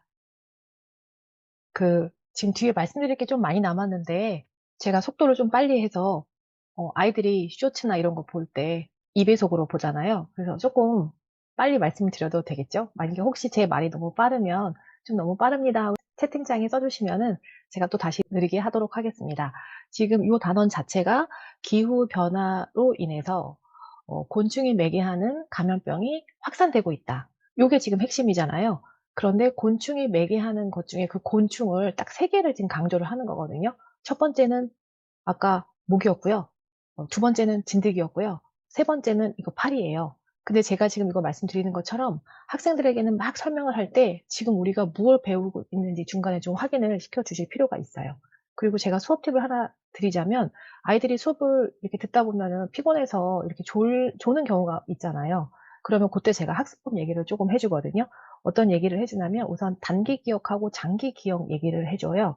단기 기억은 말 그대로 한 몇 분 정도 기억하는, 길어봤자 1시간 이내로 기억하는 짧은 기억을 얘기를 하는 거고, 장기 기억은 이제 오랫동안 기억을 하는 걸 얘기를 하는데, 이 뇌 부분 중에 보면은 해마라고 하는 부위가 있어요. 기억을 담당하는 곳인데, 그 곳은 이제 기억을 임시 저장하는 곳이에요. 단기 기억은 이 해마에서 임시 저장을 하고 있다가, 얘가 굉장히 의미가 있다 싶으면, 뇌의 겉부분, 전두엽, 앞에 있는 부분을 전두엽이라고 하는데, 그 전두엽으로 보내버려서 걔를 장기 기억으로 연결을 시키거든요. 근데 모든 정보가 다 장기 기억으로 넘어가는 게 아니잖아요. 어떤 것들이 넘어가냐면 굉장히 내 생존과 관련이 있고, 그 다음에 굉장히 의미가 있고, 이런 것들이 장기 기억으로 넘어간단 말이에요. 근데 그 의미가 있는 것들은 보통 어떤 거냐면, 제가 수업을 할 때 줄줄 읽는 게 아니라 약간 스토리식으로 얘기를 했잖아요. 뭔가 의미 있는 것들, 그다음에 뭐 어떤 에피소드 사건, 이런 것들이 이제 글로 넘어간단 말이에요. 장기 기억으로. 그래서 학생들에게 이런 수업 방식을 사용을 하는 거고요. 학생들에게는 얘들아 너희들이 막 공부를 막 했어. 그럼 우선 단기 기억으로 해마에 저장이 되거든. 그럼 그냥 여러 가지 책 같은 게 그냥 막 이렇게 널브러져 있는데 그게 다 내 머리에 들어왔다고 생각을 하는데 근데 잠을 자게 되면은 잠자는 동안 그 책을 분류를 해서 얘는 과일이네. 그러면 왼쪽 상단 책장에 착착착. 그다음 얘는 동물과 관련된 거네. 그럼 아래층 책장에 착착 해서 분류를 해 가지고 책장에 다 정리정돈을 하는 게 그 수면 시간이란다. 그래서 너희들이 잠을 굉장히 안 자게 되면은 공부를 굉장히 많이 했음에도 불구하고 분류가 잘 되어 있지도 않고 기존에 머리에 있던 거하고 연결도 안 되기 때문에 공부한 게 말짱 도루묵이야 해서 단기 기억하고 장기 기억 얘기를 조금 해 줘요. 그리고 저는 쉬는 시간에 쪽잠을 굉장히 강조하는 편인데 그 쪽잠을 강조하는 이유는 그 잠시 10분 동안 엎드려서 자는 게 뇌 회복에 굉장히 좋거든요. 그래서 저희 동네에 있는 어떤 자사고는 입학생들 모든 학생들한테 베개를 선물을 해요. 그럼 쉬는 시간에 자라는 거죠. 평상시 공부 열심히 하고 쉬는 시간에 피곤하면 엎드려 자라. 편하게 베개 줄 테니까 자라 하고 나눠주거든요. 그 수면의 중요성을 굉장히 강조하면 좋을 것 같고요. 또 아이들한테 너희 쉬는 시간에 엎드려 자다가 이제 갑자기 누가 이렇게 탁 무슨 꿈에서 어디 떨어지는 것처럼 놀래가지고 이렇게 탁 깬 적 있지 않냐. 그럼 아이들이 꽤 다수가 이렇게 나오거든요. 맞아요. 깜짝 놀라가지고 깰 때 있어요. 그리고 일어나면은 속이 더부룩하고 가스차지 이거 왜 그런 거 같아? 하고 이런 것도 한번 얘기해 주는 거예요. 그러면 이렇게 발작처럼 확 하는 이유는 이제 산소 공급이 뇌로 원활하지 않아서 갑자기 이제 뇌에서 내가 죽어갔다고 인지를 해서 자기한테 발작 버튼 누르는 거거든요. 일어나라 이거죠. 그리고 식도로 공기가 들어가서 원래 폐로 들어가야 되는데 식도로 공기가 들어가서 배에 막 가스가 차고 이제 불편하고 한 거예요. 그럼 트림 이제 하면 좀 시원해지기는 하는데 그런 경험들도 얘기해 주면 이제 공감을 좀 형성할 수 있으니까 아이들이 좀 재밌어 하는 것 같습니다. 그리고 아이들한테 너희들 즉각적인 쾌감 일으키는 도파민 분비되는 게 아니라 이 전두엽이라고 하는 부분이 활성화돼서 깊고 그윽한 그런 즐거움을 한번 맛보는 거 어떠냐. 그런 것들은 무언가 몰랐던 것을 알게 됐을 때 이해가 탁 되는 순간, 수학 문제가 안 풀렸을 때 갑자기 탁 풀리는 순간, 그리고 시간 가는 줄 모를 때, 어떤 내가 연주나 그림 그리거나 했을 때, 또는 어떤 아이디어, 그런 거에 몰입했을 때 느끼는 그런 결과물이 있을 때, 요런 것들인데, 그런 거 한번 생각해 봐라 해서 얘기를 해주면 좋을 것 같습니다. 더 자세히 긴 얘기 들으실 수 있는데, 지금 시간이 별로 없어서 요 정도만 말씀드리고 넘어가도록 하겠습니다. 그럼 여기 지금 이제 파리가 나와 있는데요. 지금 제가 보여드리는 이 PPT 파일을 보면 이 네모칸으로 치어져 있는 거는 제가 추가로 적은 거예요. 수업을 할 때 요 갖다 쓰시라고 요렇게 네모칸에다가 추가 스토리를 적은 거고요. 왼쪽에 있는 거는 거의 대다수 교과서 그림이 많습니다. 몇몇 아닌 것들도 있긴 한데 교과서 그림이 많습니다. 여기 보면은 모래파리라고 나왔어요. 학생들은 파리는 더러워요. 세균 옮겨요. 요 정도로 알고 있을 거란 말이에요. 근데 파리가 병을 옮기는데 그 병 이름이 리슈마니아증이다 하고 얘기를 해주는데 또 이 명칭이 어렵잖아요. 그러면 꼭 반드시 이걸 해석을 해주면 좋을 것 같아요. 리슈마니아가 뭔 것 같아? 그럼 다 모른다고 하면 할 거거든요. 얘는 아주 작은 기생충을 의미하는 거래요. 그러니까 요 기생충을 이 파리가 옮기는 거죠. 그래서 얘는 사람뿐만 아니라 개 야생 동물에게도 옮긴다. 그래서 요런 증상이 나타난다. 그래서 이거는 위험하다. 그러니까 파리도 사실은 위험한 동물인 거죠. 심각성을 하나 인지를 시키면 좋을 것 같습니다. 그리고 이건 교과서 이제 그림인데요. 교과서 보면은 이 그림 자체를 이제 읽어보라고 하면 아이들이 이제 이걸 읽겠죠. 그러면 지구 평균 기온이 1도씨 상승하면 어떻게 되나? 그러면 이런 질병이 열대성 질병이 확산을 하는데 이렇게 수치로 얘기해 주면 굉장히 잘 들어오잖아요. 말라리아는 9.52에서 20%까지 증가하고 쯔쯔가무시증은 4.27% 증가를 한다. 이렇게 얘기할 수 있는데 아이들한테 한번 그거 한번 물어보세요. 얘들아, 지구 평균 기온이 계속 오르고 있다고 하는데 얼마큼 오른지 혹시 아는 사람 있니? 그러면 항상 관심 있는 애들은 있으니까 애들이 0.5도요, 1.2도요 막 얘기를 할 거란 말이에요. 그때 선생님께서 미리 조사를 하셔서 올해 기준으로 1.2도씨에서 1.4도씨 정도 올랐다 하고 아이들한테 수치로 얘기를 해주는 거죠. 그럼 진짜 과거에 비해서 한 2000년대 초만 해도 한 0.6도씨 올랐다고 했는데 지금 한 25년 지났잖아요. 그 사이에 0.6도씨 또 오른 거죠. 지구 평균 기온이 진짜 올라가고 있구나 하고 수치로 말씀해 주시면 좋을 것 같습니다. 그리고 이거는 교과서 이제 또 그림이에요. 이거 뭐냐면 기후 변화는 감염병의 지형도를 바꾸고 있다. 그래서 여기 오른쪽에 보면 1도씨가 올라가면 모기 개체수가 27%나 증가한다. 해서 이렇게 지도가 나왔는데 여기 핵심은 이 제목이에요. 이 제목만 말씀해 주시면 돼요. 얘들아, 우리는 지금 온대 지역에 살고 있어? 아열대 지역에 살고 있어? 얘들 온대 지역이요. 근데 여기가 아열대화 될 수 있어. 지구 평균 기온이 올라가고 있으니까. 그러면 이런 열대지방에서 걸리는 감염병 우리도 걸릴 수 있겠지 해서 핵심만 짚어주시면 됩니다. 그리고 요거는 교과서에 있는 그림은 아니거든요. 여기다 집어넣어 놨는데 이거 쯔쯔가무시증 요거 같은 경우에도 점점점 북상하고 있잖아요. 네. 이제 온대 지역이 아열대화 된다고 했으니까 그거 관련돼서 시각화로 제시해 주면 좋을 것 같고요. 그다음 요거는 지금 교과서인데요. 이 교과서 마찬가지로 해석할 시간 주고 무엇을 의미하는지 정리해 주시면 좋을 것 같아요. 요거는 이제 털 진드기 얘기를 하는 건데 털 진드기 같은 경우에 요 주황 핑크색 같은 경우에는 털 진드기 수고, 여기 있는 초록색은 평형 개체수, 보라색은 평균 기온인데 요거 해석을 하면 20도 미만으로는 온도가 낮아지면 얘가 증가를 해요.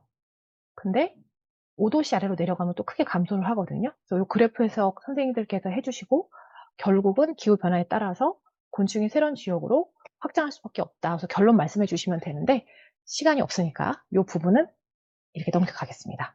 그리고 이제 그 다음에 나오는 내용은 한대 지역이 온난화된다고 하는데요. 요거는 학생들이 좀 재밌는 사례가 있어서 귀에 딱 꽂힐 것 같긴 하거든요. 우선 아이들이 교과서에는 이 한대 지역이 따뜻해진다 이렇게만 나왔는데 아이들이 한대 지역의 의미를 모를 수 있잖아요. 북극 남극인 건 알겠죠. 근데 여기는 연평균 기온이 0도씨 이하다 항상. 여름에도 10도씨를 넘기기 힘든 지역을 우리가 한대 지역이라고 한다. 근데 현재 북극은 100년 사이에 3도씨나 더워졌다. 그리고 북극에 술록이 살고 있는데 이 술록의 전체 개체수가 500만 마리였는데 지금은 반으로 줄었다 하고 얘기를 해주는 거죠. 그거는 500만 마리에서 250만 마리 엄청 줄었구나 하고 아이들이 좀 놀래겠죠. 그리고 요거는 집이 녹고 있다. 이렇게 해서 지금 꼼 그림이 나왔는데 여기에서는 지구과학하고 연결도 할 수 있을 것 같아요. 지구가 1도씨 오를 때 북극은 2도씨 상승한다고 하거든요. 그래서 아이들한테 묻는 거예요. 아니 지구가 1도씨 오르는데 왜 북극은 2도씨나 상승이 될까? 무슨 이유 때문일까? 하고 질문을 던지고 시간을 주시면 아이들은 분명 답을 얘기하는 애들이 있어요. 그럼 그 애들은 얼마나 우쭐해 하는지 몰라요. 대답을 제대로 한 애들은 정답은 이거거든요. 북극에는 원래 하얀 얼음이 많잖아요. 그럼 햇빛을 반사하는 건데 지금 지구 온난화 때문에 빙하가 녹아요. 그래서 바닷물, 이제 녹은 바닷물은 햇빛을 흡수하거든요. 원래 얼음은 빛을 반사하는데 물이 되니까 흡수해버려요.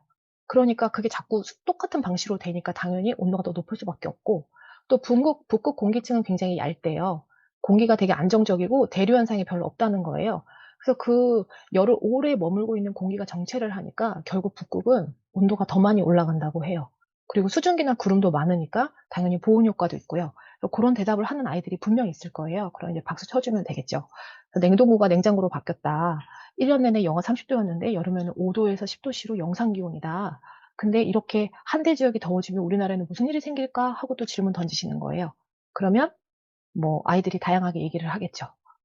네, 뭐 우선은 결과를 말씀드리면요. 겨울엔 엄청 춥고요. 여름에는 엄청 덥고 이런 현상이 이제 발생이 됩니다. 그리고 밑에 이제 기사를 제가 달아놨는데요. 요거는 제가 클릭하지 않을게요. 요거 클릭하시면 기사가 이제 쭉 나오거든요. 네, 그거 한번 이제 참고하시면 될 것 같습니다. 그리고 영구 동토층, 그러니까 굉장히 차갑게 얼어있는 동토층이 녹아버리는 거예요. 그래서 병원체가 출현했다는 요거를 아이들한테 얘기를 해주면 좋은데요. 교과서에 나온 건 그림 요 정도인데 요 정도로는 별로 심각성이 안 느껴지는 거예요. 그래서 제가 자료를 찾아봤어요. 그랬더니 이런 게 나오더라고요. 75년 전에 탄저병 걸린 술록이 사체가 노출이 된 거예요. 얼음이 녹으니까요. 그래서 여기에서 탄저균 때문에 1,500마리의 술록이 폐사했다는 기사가 있거든요. 사람은 23명이 감염됐다고 하는 거예요. 그러니까 이게 얼어있는 땅이 녹아버려서 과거에 있는 병원균이 나올 수 있구나 이걸 알아야 되고요. 또 항상 이름 설명해주면 아이들이 이해가 잘 되니까 탄저병이 왜 탄저병인지 설명해주면 참 좋을 것 같아요. 탄은 수치란 뜻이고 저는 부스럼이란 뜻인데 요 탄저균에 감염이 되면은 어떤 일이 벌어지냐면 이렇게 피부가 검은 수처럼 이렇게 궤양이 생긴대요. 그래서 이름이 탄저병이라고 말을 하거든요. 그리고 이 탄저균 같은 경우에는 포자 상태로 수십 년간 그냥 버틸 수 있고 공기 중에 이렇게 떠다니면은 그걸 이렇게 흡입을 하면은 폐탄저병이 걸리는데 그건 굉장히 치명적이라고 하거든요. 그래서 옛날에 생물학적 무기로 요 탄저균 많이 이용했잖아요. 아마 아시는 분은 아실 것 같아요. 그리고 또 하나 기사가 3만 년 동안 얼어있던 바이러스가 깨어났다. 3만 년, 얼마나 긴 시간이에요. 근데 프랑스 연구팀에서 이 바이러스를 다 추출을 했어요. 근데 사람한테 감염은 안 되잖아요. 감염시키면. 아메바한테 감염을 시켜봤거든요. 그래서 고거 관련된 기사도 있어요. 그래서 고 사례를 얘기를 하면서 심각하다. 그 심각성을 인지시키면 좋을 것 같습니다. 그리고 요 교과서가 지금 그 사진 보시면 아시겠지만 최근 사진이고 굉장히 보기 좋게 잘 만들어져 있거든요. 그림도 있고 그래프도 있고 도표도 있고 잘 만들어져 있어요.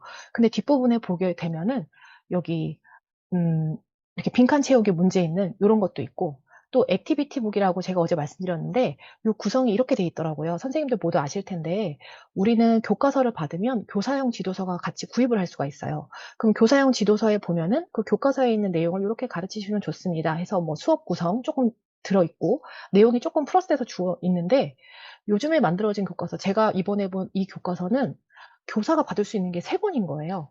뒤에 말씀을 드리겠는데 첫 번째는 교사용 지도서, 우리가 흔히 쓰는 교사용 지도서가 있고요. 또 하나는 교사용 교과서가 있어요. 그건 뭐냐면 학생들하고 똑같이 교과서대로 되어 있는데 교과서에는 답이 안 달려 있잖아요. 근데 그 교사용 교과서에는 답이 다 달려 있는 거예요. 그러니까 선생님이 일일이 다 이렇게 필기해서 가지 않아도 그 교과서를 가지고 그냥 수업 시간에 들어가도 될 정도로 너무 잘 돼 있는 거예요. 뿐만 아니라 수행평가, 논술평가, 뭐 서술형 평가, 단원 평가 뭐 이런 것들이 잘 적혀 있는 액티비티 북이라고 하는 것도 있는 거예요. 그래서 그 액티비티 북은 뒤에서 말씀드릴 텐데 거기에 해설지가 너무 잘 나와서 여기저기서 막 자료를 찾느라 이렇게 고생을 하지 않아도 되게끔 교사들을 너무 배려해서 만들어 주셨더라고요. 그래서 제가 올해 이거 교과서 보고 깜짝 놀랐습니다. 네, 그리고 교과서의 요 부분에 이 공중보건 전문가라고 해서 교과서 내용이 아니라 이렇게 직업하고 연결된 부분이 있거든요. 어제도 이런 부분이 있었죠. 그 푸드테크 해서 나왔었는데 여기에는 공중보건 전문가라고 나왔어요. 공중보건은 당연히 과학하고 사회가 이제 만나는 실천 학문이잖아요. 근데 요런 데 뜻이 있는 애들은 요게 관련된 거 팁이 있으니까 요거를 보고서를 쓰게 하는 거예요. 보고서를 쓰게 할 때는 항상 아이들은 아무래도 잘 모르죠. 그러니까 어떻게 보고서를 써야 되는지 아주 자세히 설명을 해야 됩니다. 어 뭐가 궁금했는지 동기를 쓰고 그리고 뭐가 궁금해서 어떤 자료를 찾아봤는지 새롭게 알게 된 거는 무엇인지 그리고 또 추가로 궁금한 거는 또 무엇이고 얘를 무엇과 연계를 한번 해볼 것인지 이런 그 양식 같은 거를 줘야 돼요 반드시. 그러면 아이들이 고거에 맞춰서 써오거든요. 그러면 그거를 끝나는 게 아니라 거기에 피드백을 한 2번 정도는 더 해 줘야 돼요. 그럼 아이들이 점점점 사고를 확장해서 괜찮은 보고서를 내거든요. 그러면 이 교과와 연결해서 교과서 혜택을 쓰기 너무 좋더라고요. 그래서 요렇게 팁을 알려주는 직업 알려주는 요런 건 굉장히 좋은 것 같습니다. 그리고 요게 바로 액티비티 북에 나와 있는 건데요. 인수공통 감염병 아까 있었잖아요. 요거 수행 평가가 요렇게 나와 있는 거예요, 예시가. 그리고 해설도 이렇게 나와 있고 곤충맥의 감염병의 확산과 기후 변화 관련된 건데 여기 평가 기준까지 다 나와 있는 거예요. 그리고 이제 2 차로 학생들 활동 관련된 게 이제 나오는데 교과서에는 이 모기를 잡아라에서 모기덤 만들기가 나와요. 그럼 모기덤 만들기는 사실 굉장히 간단하거든요. 근데 이걸 간단하게 보시면 안 돼요. 여기서부터 이제 제 수업 아이디어랑 뒤에 활동하는 걸 좀 말씀을 드릴 텐데요. 어 여기 모기덤 만드는 방법이 나오는데 이따 제가 패들렛에 올려놓은 그 파일을 좀 열어 가지고 그때 좀 설명을 해 드릴게요. 그냥 여기는 우선 결론만 말씀드릴게요. 얘는 단순한 체험 활동이 아니고 수업하고 연결하는 방법이 있어요. 그리고 어떤 식으로 하면은 얘가 세특에도 쓸 수 있고 아이들 교육에도 굉장히 좋고 하는 그것에 대해서 이따 설명해 드리겠습니다. 그리고 모기를 잡는 이 덫에 관련된 거에 대해서도 있는데 이 모기덫 만드는 거 아까 말씀드린 것 같이 공학적 사고를 뭐 포함하는 걸로도 풀어나갈 수 있거든요. 요것도 패들렛 아까 이따 열어 놓고 그때 말씀드리도록 하겠습니다. 네. 요렇게 재료가 나오는데요. 요 재료에서 간단하게 설명을 먼저 드리면 여기에 준비물이 이스트라고 하는 게 나와요. 이스트 들어보셨나요? 이거 효모라고 하는 거거든요. 근데 요거를 그냥 "요렇게 해라."라고 해서 단순 1 번, 2 번, 3 번, 4 번, 5번 해서 실험 순서 알려주고 그다음 "그렇게 만들어라." 하면은 그건 교육적 효과가 하나도 없어요. 항상 궁금증을 유발한다고 해야 됐잖아요. "얘들아 교과서에 보니까 모기덤 만드는데 요런 준비물이 필요하대. 근데 이런 게 과연 왜 필요할까?" 하고 또 질문을 해야죠. 그리고 "여기 따뜻함은 왜 필요해? 효모 분말은 대체 왜 필요한 거야? 설탕은 왜 그래? 설탕은 뭐 목의 목인가? 이거 대체 뭔가?" 하고 질문을 해야 돼요. 그러면 생각보다 아이들이 대답을 잘 못할 수 있어요. 그럼 선생님들께서는 궁금증을 아주 엄청 궁금하게 만든 다음에 설명을 해 주셔야 되거든요. 여기서 제가 짧게 말씀을 드리면 선생님들 그거 아시죠? 모기는 어떻게 사람 있는 곳 알아 가지고 와 가지고 저희를 물까요? 모기가 감지하는 거는 대체 뭔지 혹시 아세요? 이산화탄소예요. 네. 사람들이 숨 쉴 때 이산화탄소를 내뱉잖아요. 그럼 이산화탄소를 감지를 하는데 얼마만큼 떨어진 곳에서 감지를 하냐면 30m 이상 떨어진 곳에서 사람이 숨 쉬면 CO2가 나오잖아요. 그 CO2를 감지해서 모기가 오는 거거든요.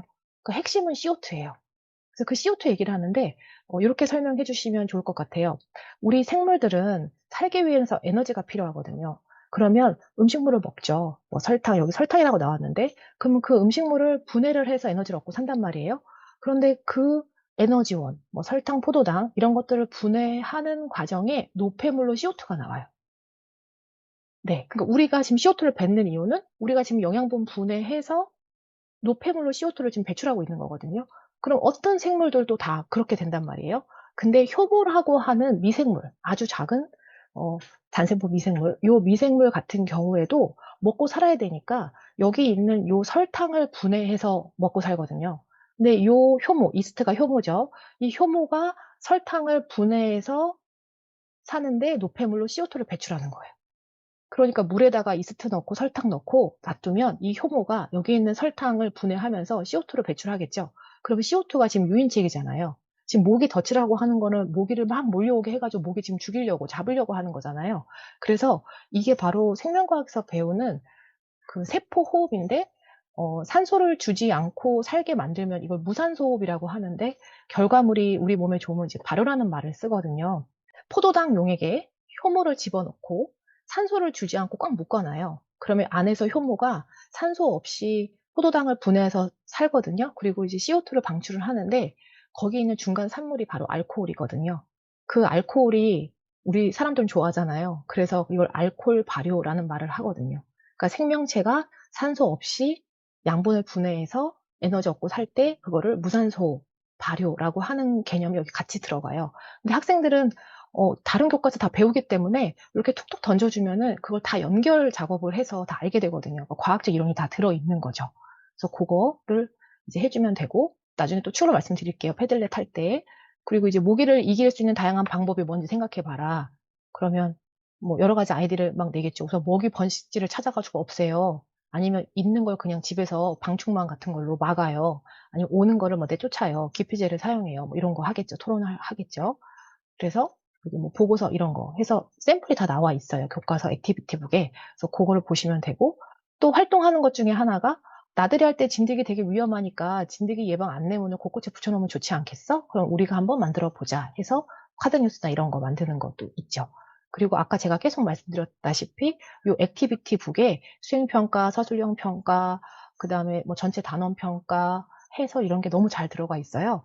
여기 아까 보여드린 것처럼 여기 모기 덫 만드는 것도 여기 원리가 다 적혀 있어요. 이거 보시면 되고 퇴치제 만드는 것도 뭐 계피 스프레이 그 다음에 모기 덫 성능 향상 아이디어까지 다 있거든요.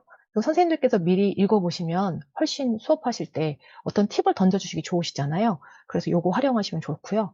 그 다음에 이렇게 빈칸 채우기. 우리 빈칸 채우기 문제지를 따로 만들잖아요. 아이들 공부시킨다고. 근데 여기 다 있으니까 이걸로 복습하기 정말 좋은 것 같고요.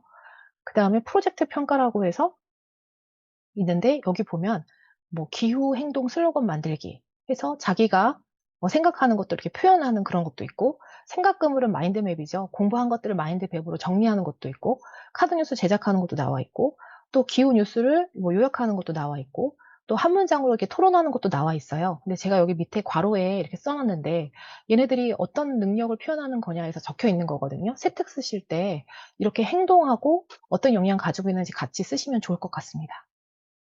네, 뒤에도 보면은 프로젝트 평가 해서 쭉 나왔는데 한번 시간 되면 보시고 여기 있는 요게 교사들이 받을 수 있는 교재거든요. 학생들은 교과서 하나인데 이 교사용 교과서가 제가 생각보다 좋더라고요. 학생하고 똑같은 교과서인데 거기에 추가 설명이 다 적혀 있으니까 학생들하고 페이지가 똑같잖아요. 그러니까 답이 다 적혀 있는 거고 보충 팁이나 이런 게 다 적혀 있으니까 수업할 때 너무 좋았습니다. 그리고 학생들 수행평가나 아니면 아이들 뭐 단원평가나 아니면 서술형 평가 문제 뭐 낼까를 막 그냥 이 생머리로 막 고민을 했었는데 여기에 액티비티북이 이게 다 나와 있다 보니까 심지어는 지루 탐색도 나와 있다 보니까 와 이것도 부가적으로 만들어 주는구나. 원래 요런 교과 같은 경우에는 문제집이 따로 없잖아요. 그러니까 따로 어디 자료 찾으려면 정말 맨땅에 헤딩처럼 다 찾아야 되거든요. 근데 요렇게 팁을 알려주는 책이 있으니까 정말 너무 좋았고요. 이 교사용 지도서는 저희가 이제 늘 보던 거잖아요. 여기 는 수업 방법이나 수업 아이디어 이런 거 좀 적혀 있으면 참고하시면 좋을 것 같습니다. 네. 그래서 요 단원 같은 경우에는 어 어떤 저희가 그냥 일반적으로 수업하는 그것보다 그 표현 활동할 때 이 메시지의 진정성, 왜냐하면 진짜 이거는 우리 현실과 직결된 거잖아요. 어제 꿀벌 개체수 감소한 것도 현실과 직결된 거고, 오늘 이 기후 변화로, 지구 온난화로 인해서 곤충맥의 감염병이 확산되면은 우리의 생명을 위협하는 거니까 진짜 무서운 거잖아요. 그래서 표현 활동하는 건 진정성이 있어야 되고, 또 아이들이 이걸 진짜 공감을 해야 되고, 토론도 적극적으로 해야 되고, 미래 시민으로서 감수성과 실천력 기르는 이런 단원인 것 같습니다. 그럼 이번에는 네, 패들렛 열어서 좀 말씀을 드릴 텐데요. 어제 오셨던 분들은 음, 겹치는 게 있어요. 보고서 요약하고 영상 CP 요약하고 평가 문항 만들고 하는 이런 것들은 좀 겹치는 부분인데 요건 좀 빠르게 설명드리고 여기 수업 아이디어 그거 위주로 설명을 드리도록 하겠습니다. 그러면 화면 공유를 패들렛으로 바꿀게요. 네, 지금 패들렛 화면이 나오죠. 네, 우선 이 패들렛 전체적으로 설명을 먼저 드릴게요. 요거는 어제도 보여드렸는데요. 그 좋은 수업과 관련돼서 제가 생각한 거거든요. 학습 효과가 가장 좋은 수업은 무엇일까요? 해서 요 세 가지 중에서 뭐 1번이 사실 가장 학습 효과는 좋습니다. 근데 섞어서 수업을 해야 되는 거거든요. 그래서 EBS 동영상 여기다가 올려놨습니다. 한번 보시면 좋을 것 같고요. 그 학생 주도형으로 맡기는 그 수업의 장점과 단점을 적어놨어요. 요것도 한번 읽어보시면서 수업 구상하실 때 여기 해결법 참고로 하셔가지고 이렇게 구상을 하시면 좋지 않을까 싶습니다. 네, 그리고 여기는 수업 기법 종류를 여기다 좀 올려놨는데요. 이거는 챗GPT 이용을 했는데 챗GPT가 버전이 많더라고요. 그래서 오포 버전도 있고 또 뒤에 보면 또 다른 버전도 있는데 선생님들이 수업을 구상하실 때 도입을 어떻게 들어갈까 막 궁금하시잖아요. 그러면 질문으로 시작하는 도입도 있다. 문제 상황을 제시하는 것도 있겠다. 그 다음에 시각자료, 동영상 같은 거, 아니면 뭐 뉴스 같은 거 이런 거 보여주면서 시작하는 것도 좋겠다. 또는 내 경험을 얘기하는 스토리텔링도 좋겠다. 그 다음에 일상 학생하고 연결된 그런 내용으로 질문 던져서 발문 던져서 하는 것도 있겠다. 그래서 이런 거 사용하시고, 그 다음에 뭐 흥미를 유발하는 뭐 과제, 뭐 이거 서로 다른 그림 찾기 이런 거 해봐도 되고요. 뭐 비유나 패러디, 뭐 학생 참여 등등 이렇게 도입 단계에서 활용할 수 있는 거를 종류를 적어놨거든요. 그래서 이 중에서 적합한 걸 골라서 도입을 사용하시면 좋을 것 같고요. 전개도 써놨거든요. 설명 중심의 강의식 수업을 또 전개에 사용할 수도 있고요. 아니면은 유도 질문 계속 해가지고 점점 우리가 이제 원하는 바를 달성하게끔 왜 하는 그런 수업도 있고요. 토의 토론을 시키는 수업도 있고 실험이나 관찰하는 수업도 있고 또는 협력, 직소 모형 아마 다 아실 거예요. 그래서 협업하는 그런 수업도 있고 또 문제 해결하는 거, 그 문제를 던져주고 해결하는 걸로 시작하는 프로젝트형도 있고 또 뭐 퀴즈형도 있고 뭐 에듀테크 활용하는 것도 있고 이렇게 쭉 있습니다. 그 뒤에 보면은 여기 지금 마무리할 때도 어떻게 쓰는지를 다 적어놨는데요. 요게 언제 유용하냐면 갑자기 공개 수업을 하라고 하거나 연구 수업을 하라고 하거나 또는 좀 수업을 좀 바꾸고 싶은데 사람이 이제 쓰던 걸 계속 사용하잖아요. 그래서 다른 걸 뭘 할까 하면 갑자기 생각이 안 날 때가 있거든요. 그럼 이 종류를 보고 여기서 한번 고르시면 좋지 않을까 싶어서 하나 올려놨습니다. 이 교과서 있고 그 다음에 출판사에서 제공해주는 PPT가 있고요. 수행평가는 아까 액티비티북에 다 있다고 했잖아요. 그래서 수행평가 요 해당 단원에 있는 거 한번 올려봤어요. 구경하시라고요. 그래서 이렇게 되어 있고 그 다음 수업 아이디어는 제가 이제 곧 설명을 할 거고요. 여기 챗 GPT 사용을 해서 형성평가 만드는 거 여기다가 올려놨는데요. 챗 GPT에다가 교과서 사진을 업로드를 하세요. 교과서 사진을 업로드한 다음에 이 교과서를 바탕으로 문제를 만들어줘. 이렇게 하면은 다 만들어주거든요. 그래서 제가 거기다 파일을 올려놓긴 했는데 여기서 하나 보여드리겠습니다. 네, 챗 GPT 이거 홍성 이거 오타가 났네요. 형성평가 문항 만들기. 챗 GPT에 교과서 사진 올리시고요. 형성평가 문항 만들어주는데 모범 답안도 만들어줘. 그래서 제가 질문을 던졌더니 그 형성평가 문제 총 18문제 만들어줬더라고요. 그럼 이런 걸로 전 시간에 배운 거 확인을 할 수가 있겠죠. 그래서 요거를 활용하시면 좋고 요거 만드는데 걸리는 시간은 그 프롬프트 치는 시간이 그냥 끝이니까요. 엔터만 치고 그냥 요거 편집만 읽어보고 옳고 그른 건 판단해야 되니까 챗GPT도 오류가 있을 수 있으니까요. 그렇게 확인하시면 좋을 것 같습니다. 네. 그리고 여긴 관련 자료 사이트거든요. 요것도 보시면 이따가 제가 수업 구상한 거 말씀드릴 때 필요한 사이트를 제가 좀 놔둔 건데 여기 보면 정보 사이트에서 감염병 지금 하고 있는 거잖아요. 그래서 감염병 관련 정보 사이트가 이렇게 질병관리청 사이트 있고, 또 기후변화하고 연관성을 봐야 되잖아요. 지금 지구 온난화로 인해서 감염병이 확산되고 있으니까 당연히 기후변화와 관련된 사이트가 있어야 되니까 여기다 다 걸어놨습니다. 그래서 여기서 학생들이 나중에 여기 클릭하라고 하면 되는 거거든요.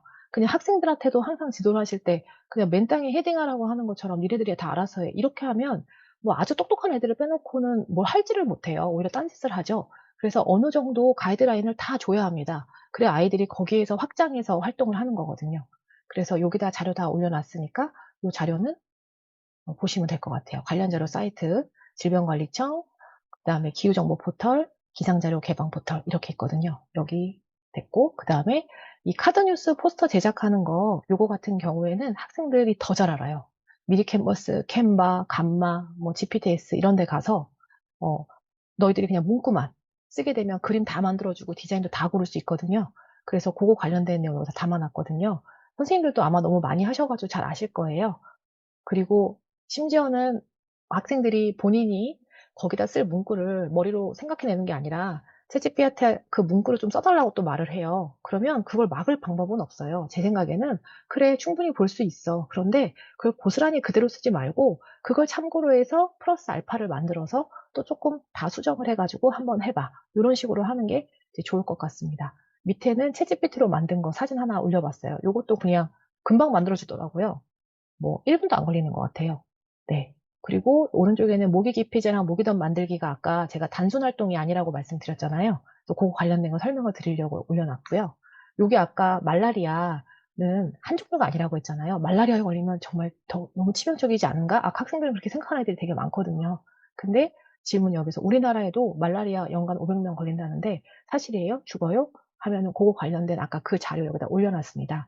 말라리아는 병원체, 말라리아 원충, 종류에 따라서 종류가 여러 개 있는데 우리나라에 걸리는 사람들은 사실은 치명적이진 않다. 치료제, 예방제 다 있다. 이제 그런 내용 다 여기 올려놨고요. 또 아까 모기와 관련된 궁금증이 굉장히 많았잖아요. 거기에 대한 답을 또 일일이 찾기 힘드실 것 같아서 요즘엔 찾을 필요 없으시죠? 챗GPT 다 있죠.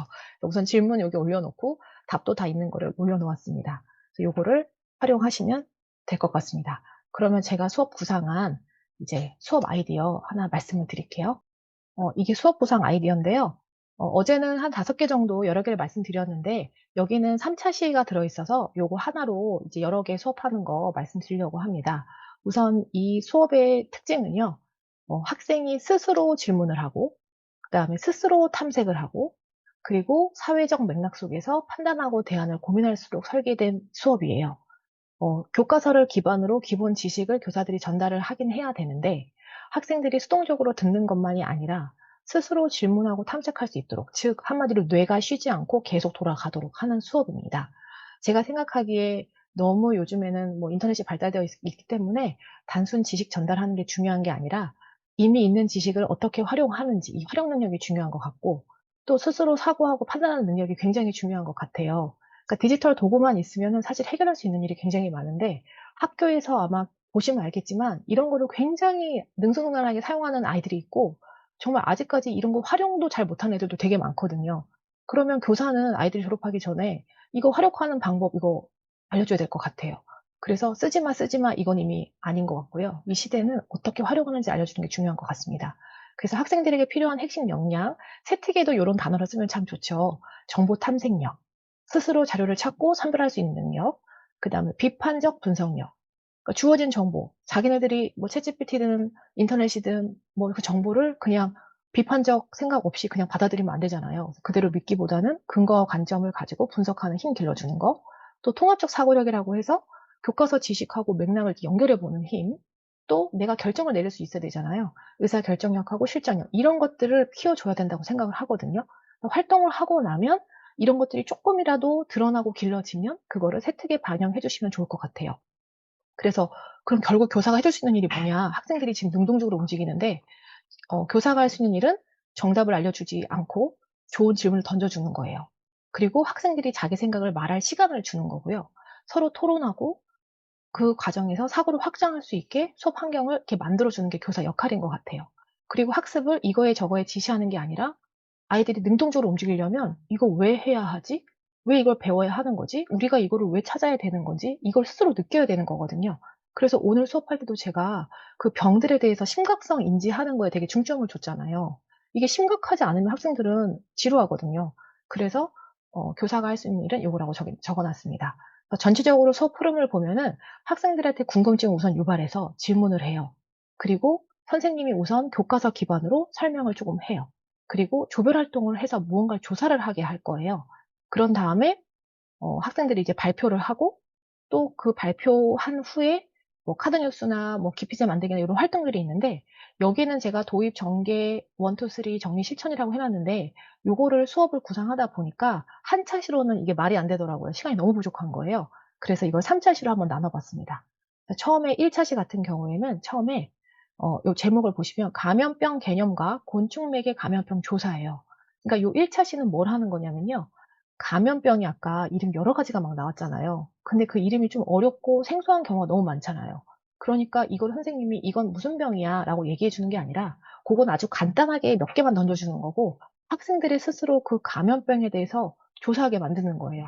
근데 그 감염병은 아무 감염병이 아니라 이 단원에 맞는 곤충맥의 감염병이겠죠. 곤충맥의 감염병을 직접 조사하게 하는 거예요. 처음에 교사는 질문 던집니다. "우리나라에도 말라리아 있니 얘들아?" 근데 예전에 없던 병들이 요즘 막 들어온다고 하는데 기후가 막 변하고 있는데 질병도 바뀔까? 이렇게 질문 한번 던지고 교과서 기반으로 한번 쭉 설명을 해 줘야죠. 기본 지식은 있어야 되니까. 그리고 아이들한테 "이제부터 조별 활동을 할 거야.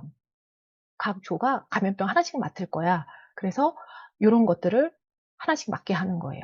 그러면 뭐 요거 정하는 거는 뭐 가위바위보를 하든지 뭐 여러 가지 방식으로 이제 병을 정하고 그다음에 조별로 활동을 하는 거예요. 근데 이 활동을 하는데 그냥 또 하라고 하면 안 된다고 했잖아요. 학생들한테 활동지를 배부를 해 줘야 돼요.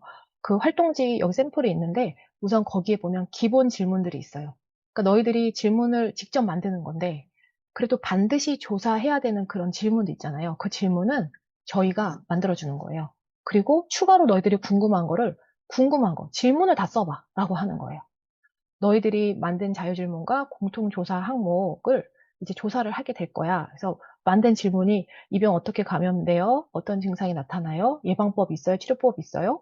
병은 지금 현재 어디서 유행이에요? 이런 병 우리나라까지 들어오는 걸까요?" 등등 이렇게 너희들이 궁금한 질문을 다 써. 그런 다음에 이제는 답을 한번 찾아보는 거야. 근데 답도 니들이 알아서 찾아. 이게 아니라 신뢰할 수 있는 이런 사이트를 알려주는 거죠. 아까 제가 말씀드린 그 사이트에 요 링크 있다고 했잖아요.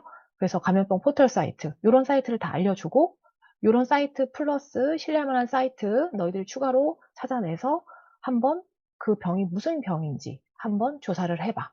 이렇게 하는 거예요. 근데 막상 이걸 해 보잖아요. 그럼 자료가 굉장히 많이 나오는데 문제는 내용이 어려운 경우가 있어요. 그럼 애들이 글도 되게 많고 근데 내용도 어려우니까 찾기는 찾았는데 그걸 다 언제 읽고 있어요. 교과서 자체도 지금 문해력이 떨어져 가지고 읽지 못하는 애들인데 그러면 "선생님 이거 무슨 말인지 모르겠어요." 이렇게 얘기를 할 때 요런 방법 알려주면 돼요. "이게 내용이 너무 단어도 어렵고 그러면 너희 그 챗GPT 이런 인공지능 사용을 해 봐.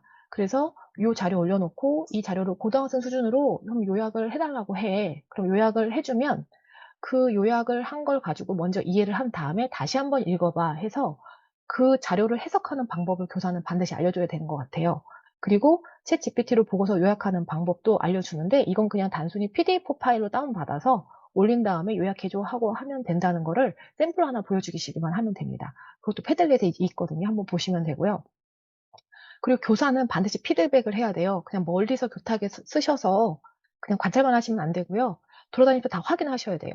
근데 혹시 "너희 보니까 치료법은 조사를 안 했네." 그럼 "아 맞다. 치료법 조사해야지." 이런 식으로 한단 말이에요. 교사가 반드시 이렇게 피드백도 줘서 탐색 유도 질문을 반드시 던져야 됩니다. 그러니까 사실 교사는 어떤 질문을 학생들이 할지를 예측하고 있어야 되는 거죠. 네. 그래서 학생들한테 배부할 거는 우선 자유질문 작성하도록 하고 그다음에 공통조사 항목 표를 제공을 해서 반드시 조사해야 되는 건 미리 알려줘야 되니까요. 요런 거 나눠 주고 사이트 탐색하는 거 어디서 하는지 알려줘야 되고 그다음에 답 찾아서 쓰게 만들고 발표하고 공유할 수 있도록 요렇게 하면 됩니다. 요렇게 하면 이제 한 샷이 좀 부족할 수도 있는데 뭐 이거는 선생님께서 이렇게 유두리 있게 사용하시면 될 것 같아요.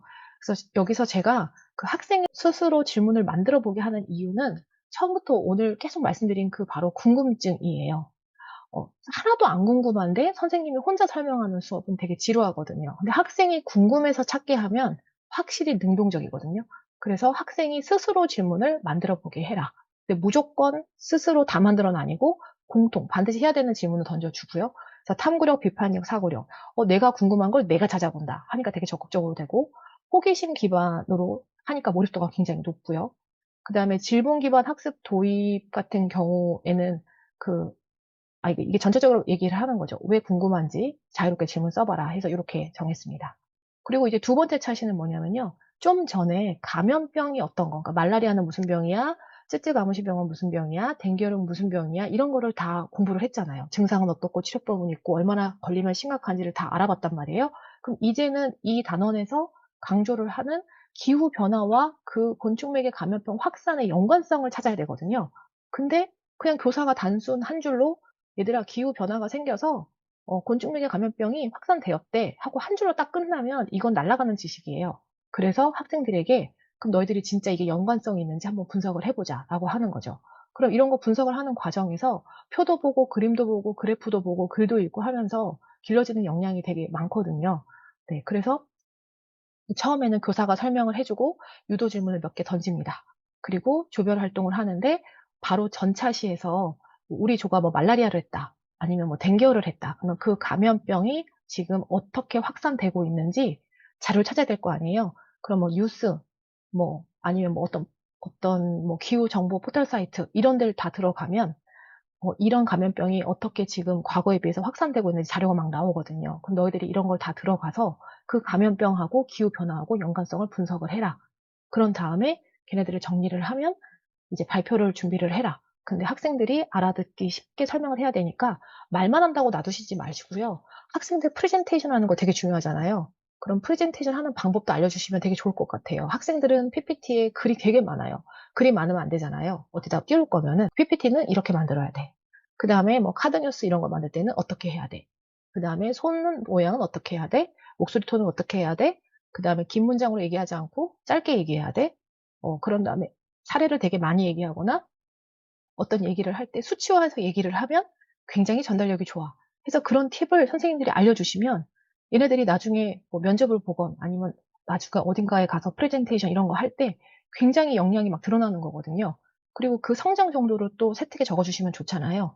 그래서 이렇게 하시면 좋을 것 같습니다. 그리고 어제 하나 말씀드렸는데 이게 조별 활동을 할 때는 참 문제가 많죠.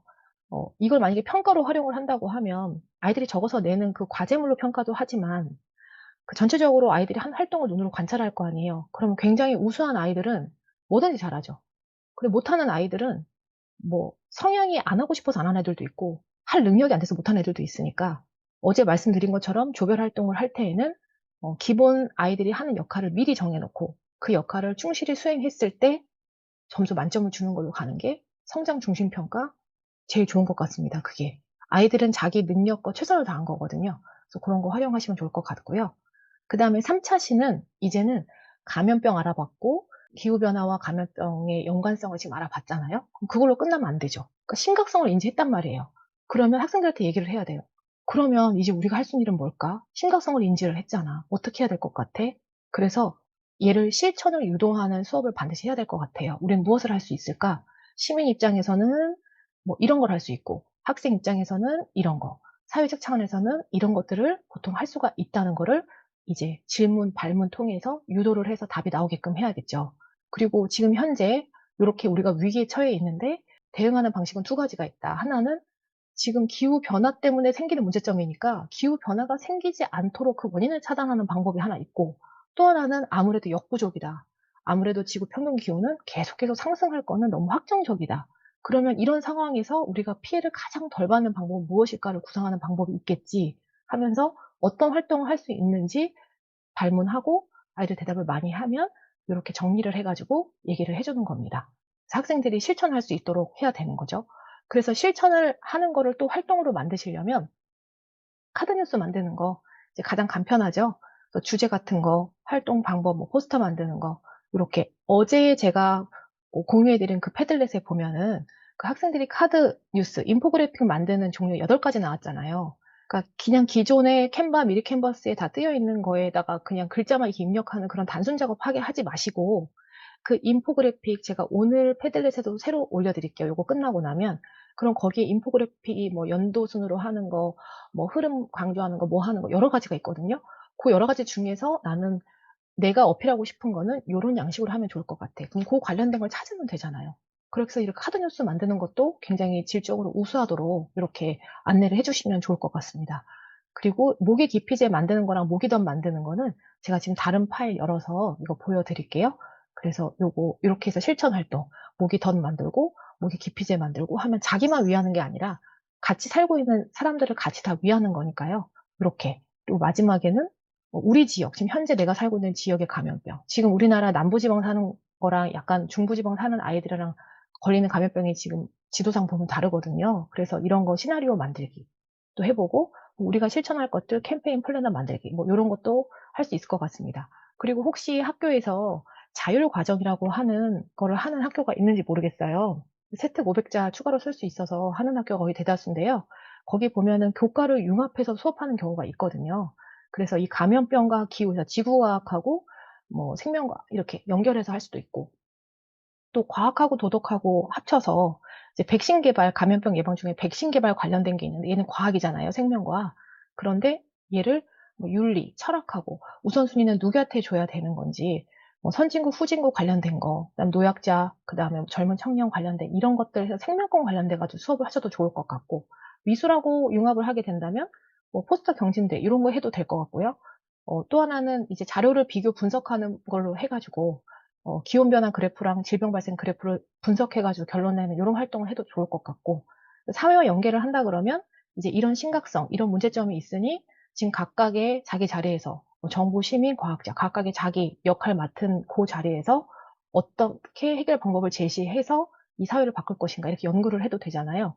그래서 이렇게 여러 가지 교과를 융합해서 수업을 구상하는 것도 괜찮은 것 같습니다. 저희 학교 같은 경우는 자율교육 과정 때 여러 과목이 융합을 해서 새로운 주제를 탄생시키거든요. 근데 지금 오늘 한 기후변화하고 곤충매개 감염병 확산, 면 생명과학, 지구과학 융합할 수 있을 것 같고요. 또 사회하고도 융합할 수 있을 것 같아요. 그래서 좋은 소재인 것 같습니다. 모기 기피제 그거만 이제 말씀드리면 이제 거의 끝에까지 왔습니다. 힘드시죠? 빨리 해드리겠습니다. 이 모기덤 만들기, 모기 기피제 만들기, 요게 아주 단순하게 순서대로 요렇게 만들어서 요렇게 가지고 와봐. 이건 초등학생 수준이고, 이 고등학생 수준에서는 되게 유의미하고 교육적인 활동이 될 수 있게 해야 되잖아요. 그래서 여기 보면 교육 효과가 적혀 있어요. 우선 과학 개념을 모기의 생태나 번식 조건, 뭐 유인물질, 뭐 퇴치 처리, 이런 것들은 생명하고 화학하고 다 같이 있는 것들이거든요. 과학 개념이 다 들어갈 수 있어요. 그래서 이런 거 교육 효과 있고요. 실생활과 연결된 거, 이거는 보건과 관련된 거고, 그 다음에 여기에서 어떻게 하면 모기를 효과적으로 퇴치할 수 있을까? 모기 기피제 만드는 거니까요. 그래서 문제를 과학적으로 탐색하는 능력을 또 평가할 수가 있어요. 그리고 실험을 하려면 반드시 가설을 세우고 실험 설계를 하고 수행을 하고 또 결과 분석을 해야 되잖아요. 그러니까 이 과학적 탐구 역량도 드러나게 할 수가 있습니다. 그리고 협업, 혼자 못하고 반드시 조를 짜주게 되어 있으니까 조원들끼리 소통하고 뭐 토의하고 하면서 이 협업 과목을 할 수 있고요. 또 항상 요렇게 다 공부한 다음에는 이것들을 생태계 균형하고 그 인간 개입에 대한 성찰 요런 것까지 하게 만들면 이게 윤리나 철학이나 요런 거랑 다 융합을 할 수가 있으니까 단순히 모기 기피제 만들기가 초등학생용 만들기 수업으로 끝나는 게 아니라 굉장히 교육 효과가 좋은 것 같아요. 그래서 모기 기피제를 만드는 거는 이거는 선생님들이 하실 수 있는 일은 이것만 하시면 되는 것 같아요. 모기 기피제니까 내 몸에 무언가를 뭐 뿌리거나 어딘가에 뭘 놔뒀을 때 모기가 싫어하게 만들면 되는 거잖아요. 내가 피해를 받지 않아야 되니까. 그러니까 그런 물질이 뭐가 있는지 너희들 스스로 조사를 해보라고 하는 거예요. 여기는 뭐 예가 나와 있는데요. 학생들 저희 과학 동아리에서 해보면은 이런 거 알려주지 않아도 애들 한 4명의 머리를 딱 모아서 디지털 기기만 주면요. 논문도 찾아보고 그다음 여러 가지 기사도 보고 해서 기가 막히게 찾아내더라고요. 그래서 어떤 성분이 기피 성분으로 괜찮을 것 같은지 토론 토의하게 하시고, 또 하나는 괜찮은 걸 하나 골랐는데 걔가 만약에 천연 성분이다. 그러면 이미 기존에 파는 게 있잖아요. 약국에서 파는 기피제들 있잖아요. 그런 것들 화학 성분의 차이가 뭔지 분석하게 해보는 거죠. 그리고 실제 그거를 갖다 놓고 두 개를 사용 전후 이제 모기의 반응 실험을 해보는 거예요. 그러면 진짜 별거 아닌 것 같지만 이 전체적으로 이 과학적 탐구 능력을 드러낼 수 있는 거에 정말 좋거든요. 그리고 항상 학생들은 완벽하게 시험에 성공하지를 않아요. 근데 학생들이 뭐가 안 됐다 그러면 망했어요 이렇게 얘기하는데 그게 아니라 항상 실험은 완벽하게 성공할 수 없다. 중간에 뭐가 잘못된 거를 분석해서 다시 계산해서 다시 해보고 다시 해보고 해봐라. 그 과정을 쓰는 것에 너희들의 역량이 다 드러난다. 뭐 시행착오를 계속하면서 문제 해결 능력, 소통 능력, 그다음에 뭐 협동하는 협업 능력, 이런 것들, 분석 능력, 이런 게 다 나오는 거거든요. 그래서 요것도 화학생명 진로 하는 학생들한테는 굉장히 좋은 것 같아요. 모기덤 만들기도 마찬가지인데요. 아까 효모라고 하는 미생물이 설탕을 분해해서 에너지를 만들고 산다고 했는데 그 노폐물로 이산화탄소가 나온다고 했잖아요. 근데 그 과정 자체가 생명과학의 세포호흡이라는 개념이거든요. 그 개념을 다 알고 있는지, 근데 여기에서 발효라는 개념을 같이 연결시켜서 확장시켜 줄 수가 있어요. 이건 교사가 조금 틀을 만들어 줘야 될 것 같아요. 그런 다음에 CO2 말고 혹시 뭐 빛이나 온도에 대해서도 이 모기가 혹시 어떤 반응이 있지 않나? 모기가 싫어하는 온도나 아니 모기가 싫어하는 빛이 있나? 아니면 따뜻한 방? 아니면 약간 서늘한 뭐 거실? 혹시 모기가 좀 좋아하는 게 좀 다르지 않나? 이런 거 궁금할 수 있잖아요. 그럼 그 궁금증을 실험을 통해서 아이들이 발견해내게 만드는 거예요. 그러면 이것도 과학적 탐구 능력을 드러내기에 정말 괜찮거든요. 다 선생님이 해주기 나름인 것 같아요.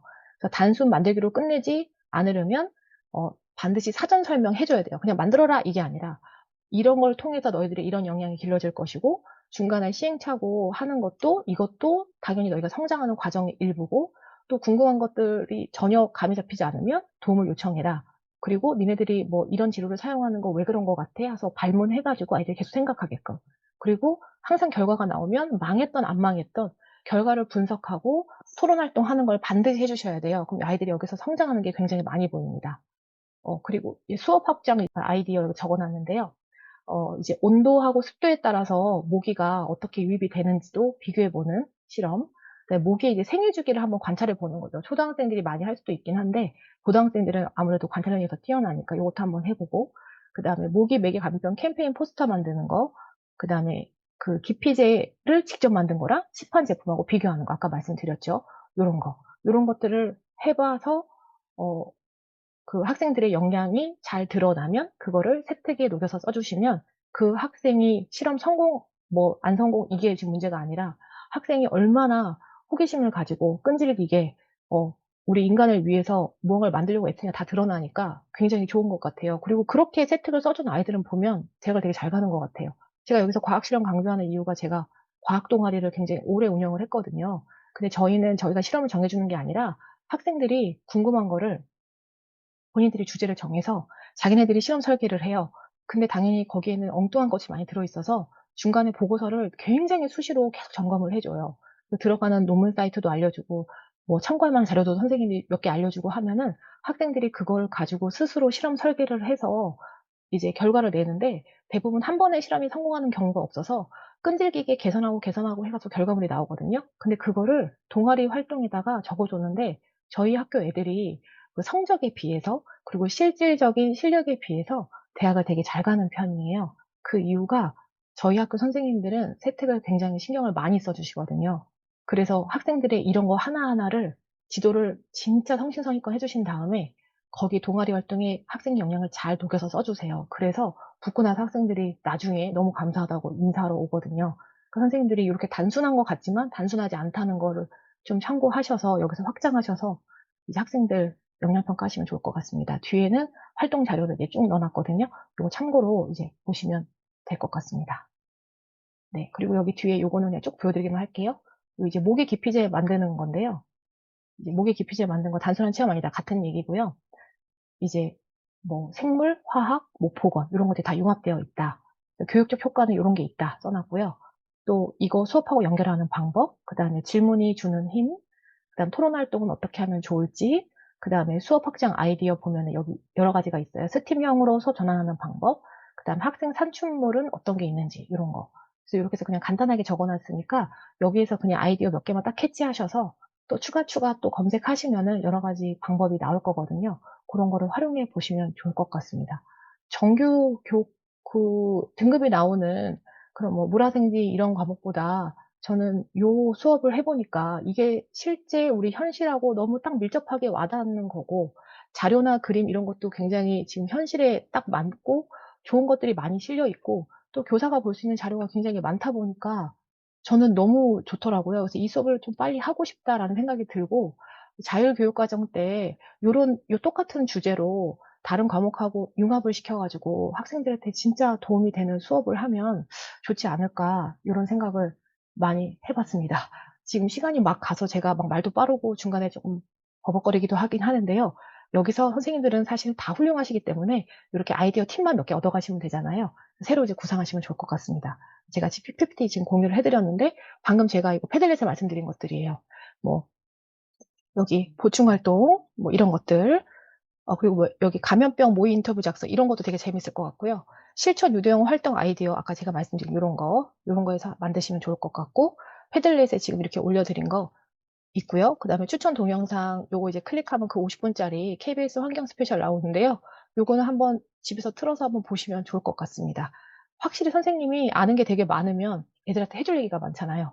근데 그거를 교과서 읽듯이 하지 마시고 마치 인간 강사가 썰 푸듯이 스토리로 말씀을 해 주시면 아이들이 정말 눈 바짝하고, 아이들이 보통 교과서 얘기하면은 지루하게 듣고 있다가 선생님이 경험한 옛날 학창 시절 얘기해 줄까? 이렇게 하면 눈 바짝하고 듣잖아요.